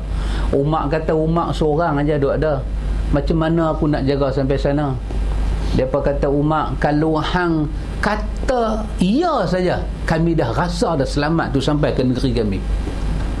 Antum bayang besar lagu ni punya Umar. Hari dia kena tikam. Dia kena tikam dengan Abu Lu'lu'ah, yang kubur tu ada di Iran lah ni. Abu Lu'lu'ah ni dia yang bunuh Umar. Kubur dia Iran buat daripada emas. Iran kata wira besar dia ni. Dia tikam Umar, Umar rebah. Az-Zahabi cerita, satu budak muda masuk nak ziarah Umar. Sakit Umar. Budak muda tu masuk ziarah Umar, dia peluk, dia kucuk, dia baca doa pada Umar. Tiba-tiba budak-budak nak keluar. Umar sakit. Tiba-tiba Umar terpandang kepada budak-budak ni, ada satu benda yang pada Umar tidak mendapati sunnah. Dia kata kat budak muda ni, dia kata, ta'al ya fatah, ta'al ya fatah, mai sini wahai budak muda, irfa' izarak, baju jubahnya hang pakai ni labuh sangat, angkat sikit, lebih menepati sunnah. Fa innallah la yuhibbul makhila, sesungguhnya Allah tak suka orang pakai jubah labuh. Untuk lelaki-lelaki, perempuan pakai labuh untuk lelaki-lelaki. Perempuan potong jadi singkat, punah rana dunia ni. Allah tak suka orang pakai labuh. Antum bayang satu pemimpin sebesar tu, orang main ziarah dia boleh tegur isbal. Kalau tak ada jiwa yang besar dengan sunnah, macam mana ikhwan? Pemimpin dunia lah ni memang isbal tiap-tiap hari. Tak tahu dia nak tegur orang macam mana. Dia tegur, nanti aku nak mati, projek tu bagi kat anak aku, nah. Dia tegur lagu tu. Dia takut projek tu tak dapat, dia nak habis umur dah. Dia kata, jaga nah. Kalau projek tu aku tak dapat, aku jadi arwah, aku main cari hang tepi rumah. Dia tu pun takut bagi projek. Sayyidina Umar tegur, ya Fattah irfa' izarak, anak muda, angkat. Sayyidina Osman dalam Bidayah wa Nihayah cerita, hari dia mati, dia ditikam. Sayyidina Osman ni seumur hidup tak pernah pakai seluar. Dia pakai jubah, dia pakai kain. Dia pakai jubah, dia pakai kain. Tapi ada satu kelebihan dia, Bidayah wa Nihayah cerita, Ibnu Katsir kata, hari dia nak kena tikam tu, hari Senin dia puasa. Dia mimpi Nabi, dia mimpi Abu Bakar, dia mimpi Umar. Nabi kata dekat dia, Osman, nanti hang buka puasa dengan kami. Dia rasa macam tak apa seronok. Dia pakai seluar. Dia ditikam. Mati dia.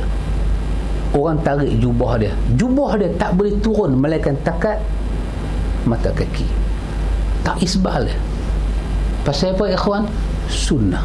Pemimpin sebesar tu ada sunnah pada diri dia. Antum bayang nak jadi orang besar-besar ikut sunnah ni senang lah. Kita badan besar lah, tapi besar-besar tu tak lagi. Ni cara kita ni, ini ikhwan lagi tak ni, kita duk raplah dengan tu, kita raplah dengan ni, dengan ipak lah, dengan birah lah. Lagi birah main rumah kita pening main pula dah bawa jebon ni, aku nak cerita rumah noh dengan depa ni. Payah. Tak ni Pak Mentua telefon mai Ustaz, ni nak buat kenuri arwah sikit ni, sebenar dekat Ramadan ni, bulan Rejab ni kita nak tukar buku ni, kita buat kenuri, kita buatlah doa selamat apa lebih kurang sikit, baca-baca apa lebih kurang. Kita nak jawab, kita dah pening ikhwan.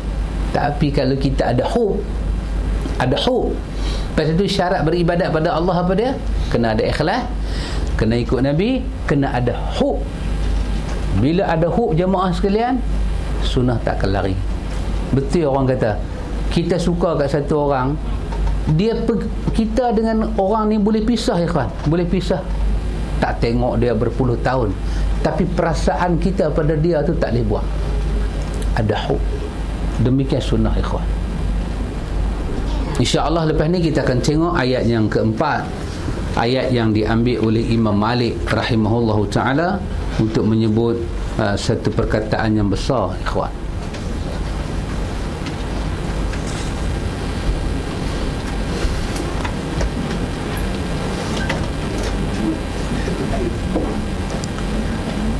Soalan dia, adakah ini bermakna sembahyang hadiah tak boleh dilakukan?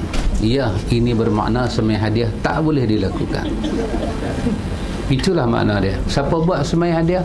Siapa buat sembahyang hadiah, dia buat benda bid'ah yang besar. Tak ada. Dalam mazhab Syafi'i, carilah buku mana nak sembahyang hadiah. Tak ada. Sembahyang hadiah ni ada dalam satu buku ya, nama dia Perukunan. Perukunan kitab Jawi tua. Tu lain tak ada. Hadis tak ada, apa tak ada, sembahyang hadiah. Adakah ini bermakna sembahyang hadiah tak boleh buat? Tak boleh buat, tak boleh buat, tak boleh buat, tak boleh buat. Tak boleh buat sampai bila-bila. Kalau buat jadi lagu mana? Bid'ah.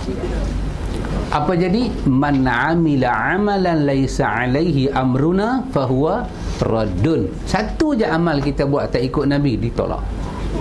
Bahkan dosa lagi ke atas. Dosa lagi ke atas. Apakah hukum membaca Quran memegang tanpa ayat sembahyang? Kerana sudah ramai orang, yakni pakar-pakar agama menyatakan boleh tanpa ada ayat sembahyang. Wallahu ta'ala a'lam. Hanya Allah Maha mengerti. Depa ni pakar. Dah pakar kata lagu tu, mamak ni nak kata apa? Lagu tu juga. Ni pakar ni. Pakar kata apa? Boleh pegang Quran tanpa ada ayat sembahyang. Jemaah sekalian,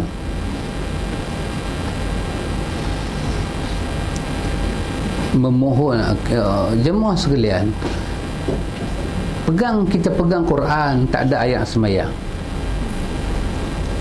Pegang Quran tak ada wudu dengan pegang Quran ada wudu, kan? Dua kondisi ni yang mana tentu lebih baik? Ada wudu, baik. Kita pegang Quran ada wudu, baik. Tetapi pegang Quran tak ada wudu, adakah haram? Tak haram, boleh. Tapi kalau kita kata mana lebih baik, ambil wudu jauh lebih baik, kerana itu ada daripada sunnah Nabi. Tapi masalah dia, kita nak bagi hukum ke orang. Ni hang betul orang dulu kan, tak ada wudu, dia ambil kain dia pegang. Dia kena niat pegang kain. Niat pegang kain apa? Hang pegang Quran. Mana boleh niat pegang kain? Kita pegang Quran. Tak apa, dia kata niat saja. Tak boleh niat. Pegang Quran tak ada wudu, salah. Dari segi kekuatan riwayat, walaupun para ulama ada kata haram, terutamanya mazhab Syafi'i, tak boleh, tetapi dalil itu tidak kuat untuk ke situ. Cuma kita kata lebih baik baca Quran, pegang Quran, ambil ayat sembahyang, ini kalam Allah, silakan. Kalau tak ada, orang yang pegang Quran tanpa wudu, baca Quran tanpa wudu, dia kena sedar diri, ya. Bukan tujuan dia pegang dalam keadaan itu untuk menunjukkan kerendahan Al-Quran, tidak, bukan menghina. Tapi dia duduk atas kerusi macam ni, dia teringat baca Quran, dia pun ambil, dia menyedari diri dia tak ada wudu, dia pun baca terus. Tak apa, ini kalam Allah. Tapi kalau tingkah laku dia tu macam dia nak tunjuk kata apa, rendah, maka dia akan menghadapi dosa yang cukup besar lah di sisi Allah, kerana istihza. Tapi sekadar tak ada wudu, tak ada hal, boleh. Memohon yang terbaik, ya Allah, kau ambillah aku kembali menghadap engkau. Buat apa nak doa macam tu? Doa terbaik kalau kita ada masalah, seperti hadis yang diriwayatkan oleh Imam Bukhari At-Tirmizi, ya Allah, Allahumma ahyini in kana hayatu khairan li. Ya Allah, bagilah aku hidup kalau hidup tu baik ke aku. Bagilah aku mati kalau mati tu baik ke aku. Maksud dia apa dia? Yang terbaik tu kita minta Allah bagi kat kita. Kalau kita kata, ya Allah, ambil aku pergi buanglah, kecil manis pun dah tinggi tak mau turun, ambil aku balik buanglah, yang ni bukan terbaik, ni tak baik. Jadi bila kita dah baca doa, bila mudarat turun besar-besar, hidup kita ni banyak problem, ya Allah, Hang bagilah aku hidup sekiranya hidup baik untuk aku. Tiba-tiba tengok tak mati-mati lagi. Maknanya hidup itulah yang terbaik. Hidup itulah yang terbaik. Maka mati tak baik lagi. Baca-baca 2 jam kena lenggak dengan motorkar. Maknanya mati tu baik, pergi matilah. Jadi takat tu je kita boleh baca doa. Kita jangan lebih daripada tu. Ustaz, apa pandangan Ustaz tentang solat menghormati waktu? Akhi, dari segi perkataan mazhab ada pandangan ulama solat hormat waktu. Maksud dia apa? Kita berada pada satu kondisi yang kita nak semayang dengan sempurna tu tak boleh. Ima tempat. Dan sembahyang fardu ni wajib berdiri, al-qiyam ma'al qudrah, kita kena berdiri, tapi kondisi tempat tu tak membenarkan. Kemudian kita nak ambil wudu pun jadi kacau, susah. Maka para ulama kata sembahyang bila. Ini pandangan para ulama, aqwal a'immah. Pergilah sembahyang dengan niat hormat waktu. Maksud dia apa? Jangan biar waktu tu pi kosong lagu tu kita tak buat apa-apa. Nanti kita dah berada pada kondisi yang elok dah, turun dah kapal terbang semua ni, sampai balik di airport KLIA, qadha dah balik. Itu pandangan dia, dan pandangan ni tak disokong oleh mana-mana riwayat. Yang jelasnya riwayat Imam Muslim. Riwayat Imam Muslim berkenaan Nabi Safar bila berjalan bawa isteri dia semua keluar dengan sahabat keluar. Bila dah nak balik, tiba-tiba Aisyah buat ramai. Aisyah kata barang hilang. Dia pakat tanya apa yang hilang. Aisyah kata aku nak keluar ni, aku pinjam rantai kakak aku hilang. Ini riwayat Imam Muslim. Cari tak jumpa. Dalam duk cari-cari tu orang bang. Dalam safar tu ada sahabat batal wudu, ada sahabat tak batal wudu.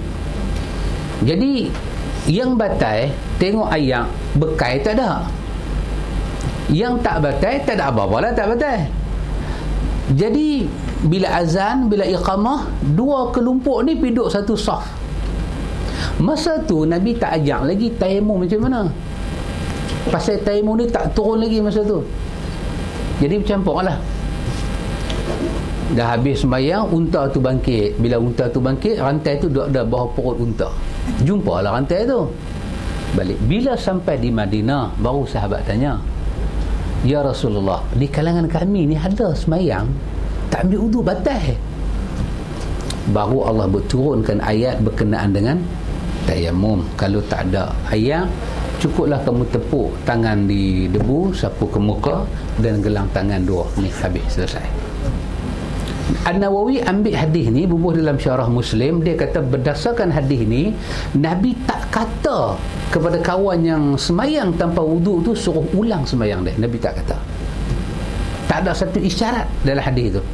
Maka menyebabkan, kata para ulama, kalau kondisi kita hidup itu menyebabkan wudu nak ambil susah, ataupun aurat dalam keadaan tak selengkapnya, kita sembahyang juga, dan sembahyang kita sah, tak payah niat hormat waktu, dan tak payah i'adah, tak payah ulang, dan tak payah qadha. Sembahyang kita sah kalau kondisi itu macam tu. Kalau kondisi kita elok, kita saja tak ambil wudu, yang ni semua nak cari pasal lah, yang ni berdosa lah. Ini dalam kondisi yang tertentu. Maka kalau kita sembahyang juga dengan niat hormat waktu, rugi ya. Ada tak pandangan tu di sisi ulama? Ada, tapi tak kuat. Yang kuatnya hadis Imam Muslim tadi, sembahyang. Cak, kalau satu orang perempuan dia duduk, mana nak sembahyang ni, dia duduk raflah kan, nak ambil wudu susah, tak ada sembahyang apa yang ada. Macam kawan hospital bubuh kat dia beg, kencing melalui tiup tu, masuk mai tang situ. Tu nak buat apa nak? Dengan hak tiang besi tu sebesar duk cucuk tang sini, nak pergi tandas pun duk bawa tiang besi tu, dengan beg ni pun sebesar. Ni duk panggil dekat nurse Maisa. Nurse ni kata, hang ni tak menyusah aku, tak boleh. Hang panggil hang. Dengan duk tergantung lagu tu punya duk dah. Nak pergi ambil wudu, ayak pun tak ada. Ni pula time depa pergi makan, tukang ship, lohok dah masuk. Buat lagu mana? Menghadap kiblat, duk atas katil sembahyang. Allahu akbar. Ni nampak sah najis. Sah. Sembahyang. Macam ulama tadi, kes lagu ni dia suruh hormat waktu. Nanti bila sihat ulang lah, ingat. Tapi di sisi hadis itu sendiri, Nabi tak suruh pun sahabatnya sembahyang dalam keadaan tak ada wudu ulang. Menjadi dalil kepada kita, kalau itulah kondisi kita, silakan sembahyang. Orang tua sakit duduk di rumah, nak bangkit tak boleh, duduk pakai pampers dia. Dah terkencing dah lah dalam pampers tu. Nak tunggu anak balik petang, nak buat guna, dia nak turun katil tak boleh, dia tak boleh jalan. Nak sembahyang. Tak kat mana dia boleh tarik telkung dia, tak kat mana dia boleh tudung kepala dia. Tudung, dia pakai baju kedah, tangan dekat ni, tarik ke selimut tu sampai atas, sembahyang. Allahu akbar. Sah. Pasal apa? Itulah kondisi dia. Bukan saja-saja dia nak sembahyang pakai baju kedah tu, saja-saja berdosa lah, tak sah lah sembahyang dah. Ni kondisi yang membentuk hukum. Itu yang kita belajar daripada hadis. Wallahu alam. Sering mendengar ceramah tentang dosa yang terus menerus mengalir walaupun seseorang itu telah meninggal dunia, kerana ramai yang meniru perbuatan tersebut. Bagaimana cara bertaubat dari dosa sedemikian jika seseorang itu tidak berkuasa, tidak berupaya untuk menghentikan orang lain daripada meniru perbuatan tersebut? Wallahu ta'ala alam, hanya Allah maha mengetahui sahabat. Orang mati dengan buat dosa, tapi sebelum dia mati dia bertaubat. Hak macam ni, walaupun orang duk buat, taubat dia itu akan stop, akan menghentikan dosa orang buat tu sampai pada dia taubat. At-taib mina zambi kama la zambala. Orang yang bertaubat dari dosa macam orang dah tak ada dosa. Yang kita maksudkan dengan hadis, Nabi menyebut tentang orang yang melakukan satu kejahatan, lepas tu dia ajak ke orang, lepas tu orang tu buat, dia dapat, dia mati dalam keadaan dia tak bertaubat. Pesan pula ke orang lagi, ni aku mati, aku tinggal kedai Toto ni, esok hampa besar. Pesan lagi ke orang, jadi apa pun lawan tetap lawan. Dia kata apa besar kedai ni, dia mati tak ada tanda taubat. Dia mati pun duk kipas dengan daun Toto tu, mati macam ni, dia berdosa. Tetapi ikhwan, ada beberapa sumber dalam agama ni, kalau orang hidup ni tengok macam tu keadaan dia, orang hidup boleh membantu dia lagi. Dengan apa? Dengan doa, dengan sembahyang mayat. Sembahyang mayat ni satu syafaat yang cukup besar untuk mayat, dan doa, dan khairat-khairat lain seperti wakaf boleh buat. Pasal apa? Walaupun dia sebagai pemula kepada kejahatan, tapi dia tu bukan orang yang terlibat dengan kekafiran. Semoga doa-doa kita bagi ke dia ni diterima di sisi Allah. Kalau Allah Ta'ala terima, Allah ampun dosa dia, dia tak ada dosa lah. Tapi kalau Allah tak terima, dia sakit juga. Bukan kata sakit juga, sakit teruk juga tu. Wallahu ta'ala alam. Benarkah ada 7 anggota yang wajib dimasukkan air ketika mandi? Tak tahu anggota apa? 7 anggota. Apa dia tu? Tak tahu. Kita mandi ni, apa yang zahir daripada badan kita? Mandi, apa yang zahir? Kalau kita kebal mulut, gigi tak nampak, gigi termasuk anggota batin. Yang zahir lah semua ni. Basuhkanlah kaki-kaki, celah-celah tangan kita. Kalau kaki kita merekah, mandi kita bagi masukkan air. Yang zahir, tekan tu lah. Tak tahu 7 tu apa dia. Tak tahu kalau dia nak kira tangan 2, kaki 2, mata 2, telinga 2, perut satu. Banyak. Bukan kata 17 boleh pergi.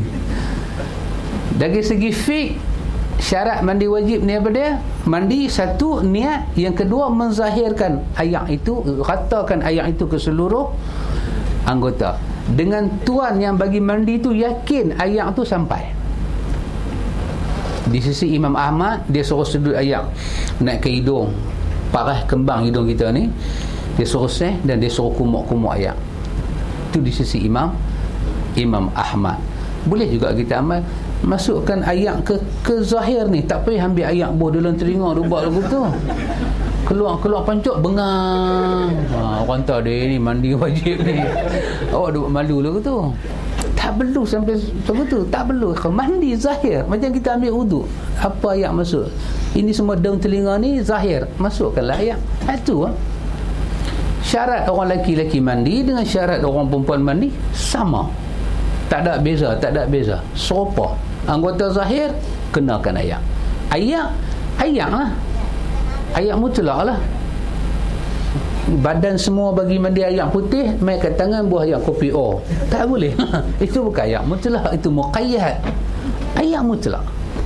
Maka selesailah mandi wajib kita, takat tu lah, tak ada lebih kawan, tak ada lebih.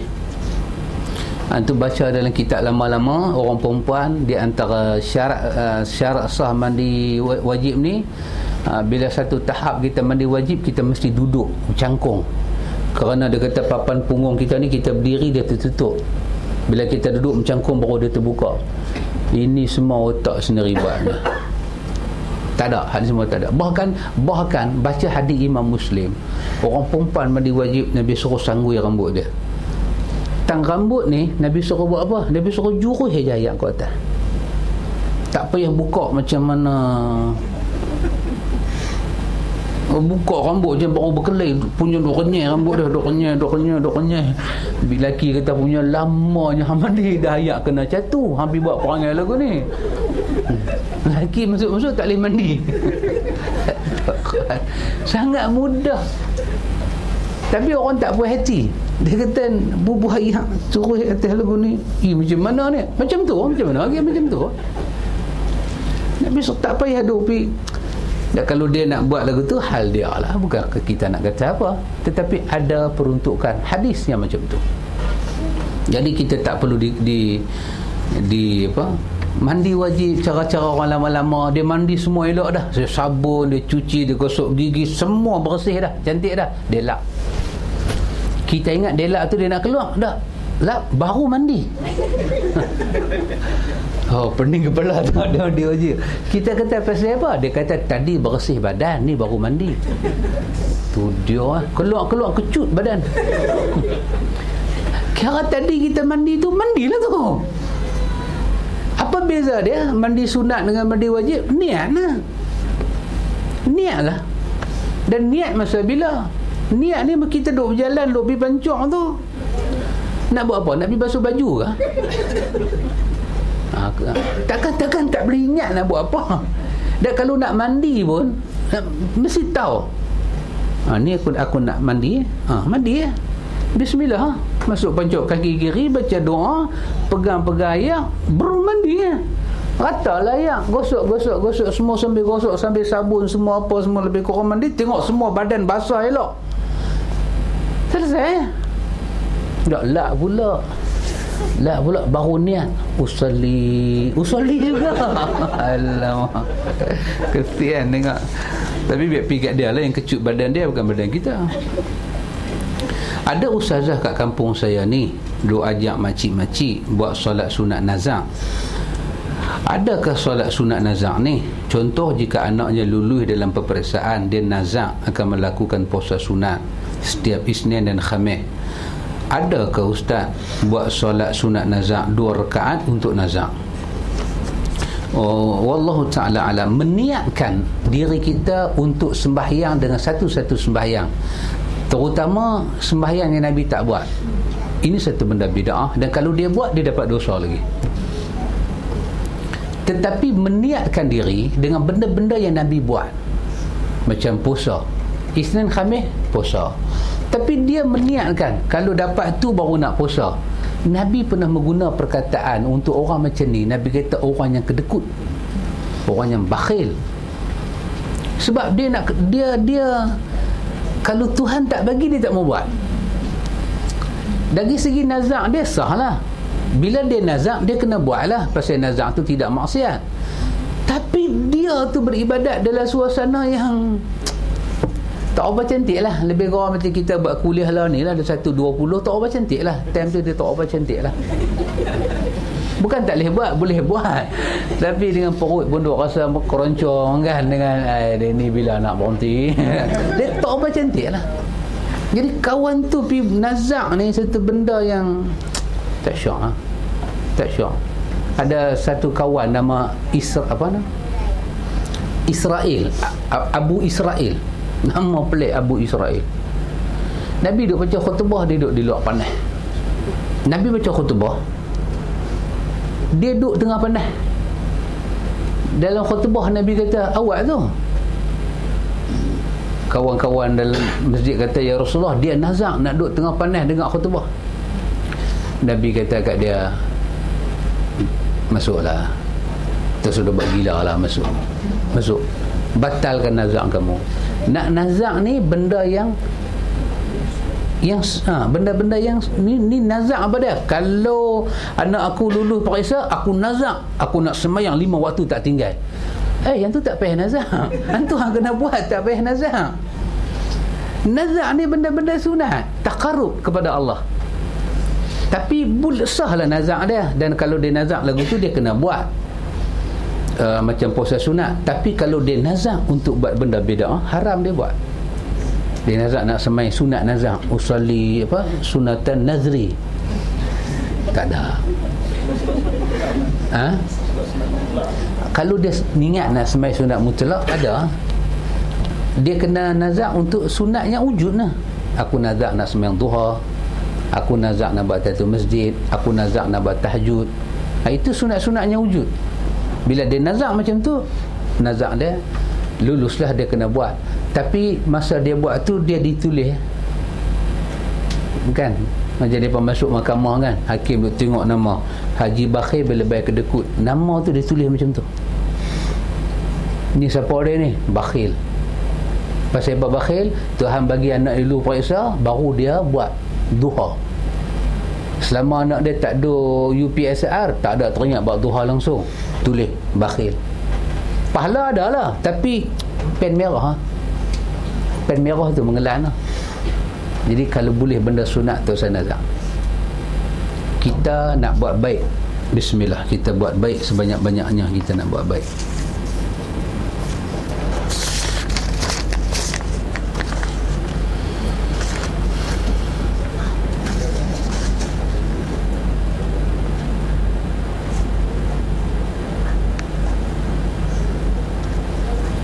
Ustaz, bolehkah kita bersyukur?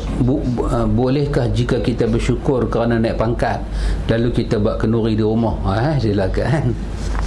Ada tak ada apa-apa? Kenduri, silakan. Kita dapat nikmat Tuhan. Wa amma bi ni'mati rabbika fahadith. Kenduri ya. Jangan duk pergi ratib tahlil kenduri. Tak ada. Bismillah kenduri. Silakan. Memang kenduri pun ada duit baru nak buat. Ni dapat bonus berapa lebih kurang kan? Dapat berim 650, seronok lah kan. 650 ambil 100, masak nasi tomato ke, panggil 2-3 orang kawan main makan di rumah. Boleh tak boleh? Boleh. Bismillah, jalan. Kenduri ni satu benda yang tak ada salah. Salah apa? Salah ni duk fikir kenduri ni teringat orang mati.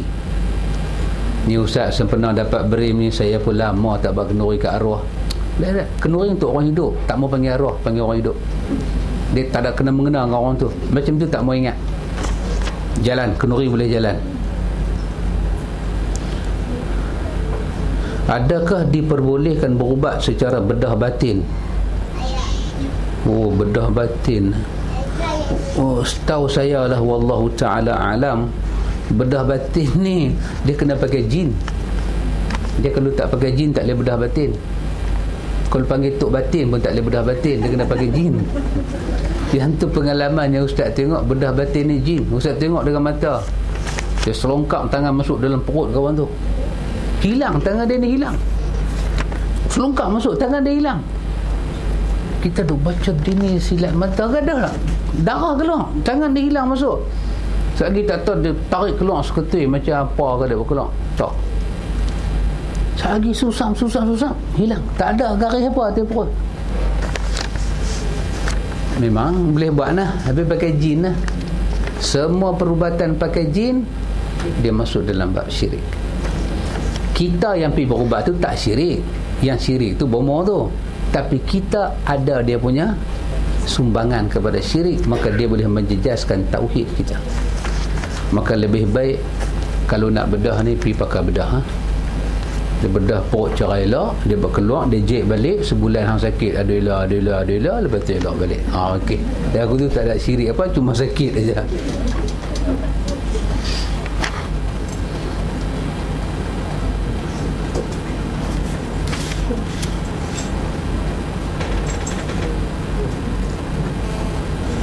Ya, menerangkan kepada seseorang mengenai menyebarkan hadis palsu, adakah ribah? Kita menceritakan kepada orang, kita kata ni hadis palsu, ni hadis palsu. Tak, itu tak masuk bab ribah. Bahkan kita ada ilmu nama dia jarah wa ta'dil, majruh. Para ulama kata kita memajruhkan satu orang, dia pembawa hadis palsu. Zaman dulu memang macam tu. Kalau tak diterangkan begitu, tak boleh diterangkan agama. Cuma zaman lah ni, mungkin orang hari ni dia bukan pembuat hadis palsu, dia terbawa-bawa. Jadi kita hanya menerangkan benda dia bawa tu palsu. Kalau boleh dia tu kita tak usah kata apa, kita pergi sebut nama dia. Ni kita kata mana punya mangkuk ni, kata lagu tu lagi baiklah daripada kita sebut nama dia. Kita sebut nama dia Haji Marhaban bin Haji apa ke, dia ni duk baca hadis palsu, nak khutbah baca hadis palsu. Lebih baik kita cerita hadis dia tu daripada kita sebut dia punya nama. Maruah kita pun selamat, kita pun tak bagi fitnah ke dia.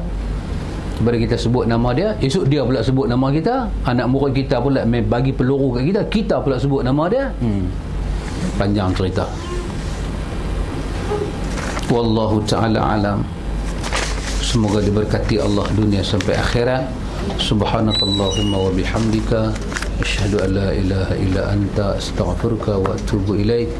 Allahumma rabbana atina min ladunka rahmah wa hayyi lana min amrina rashada. Wassallallahu ala nabi Muhammad walhamdulillahi rabbil alamin.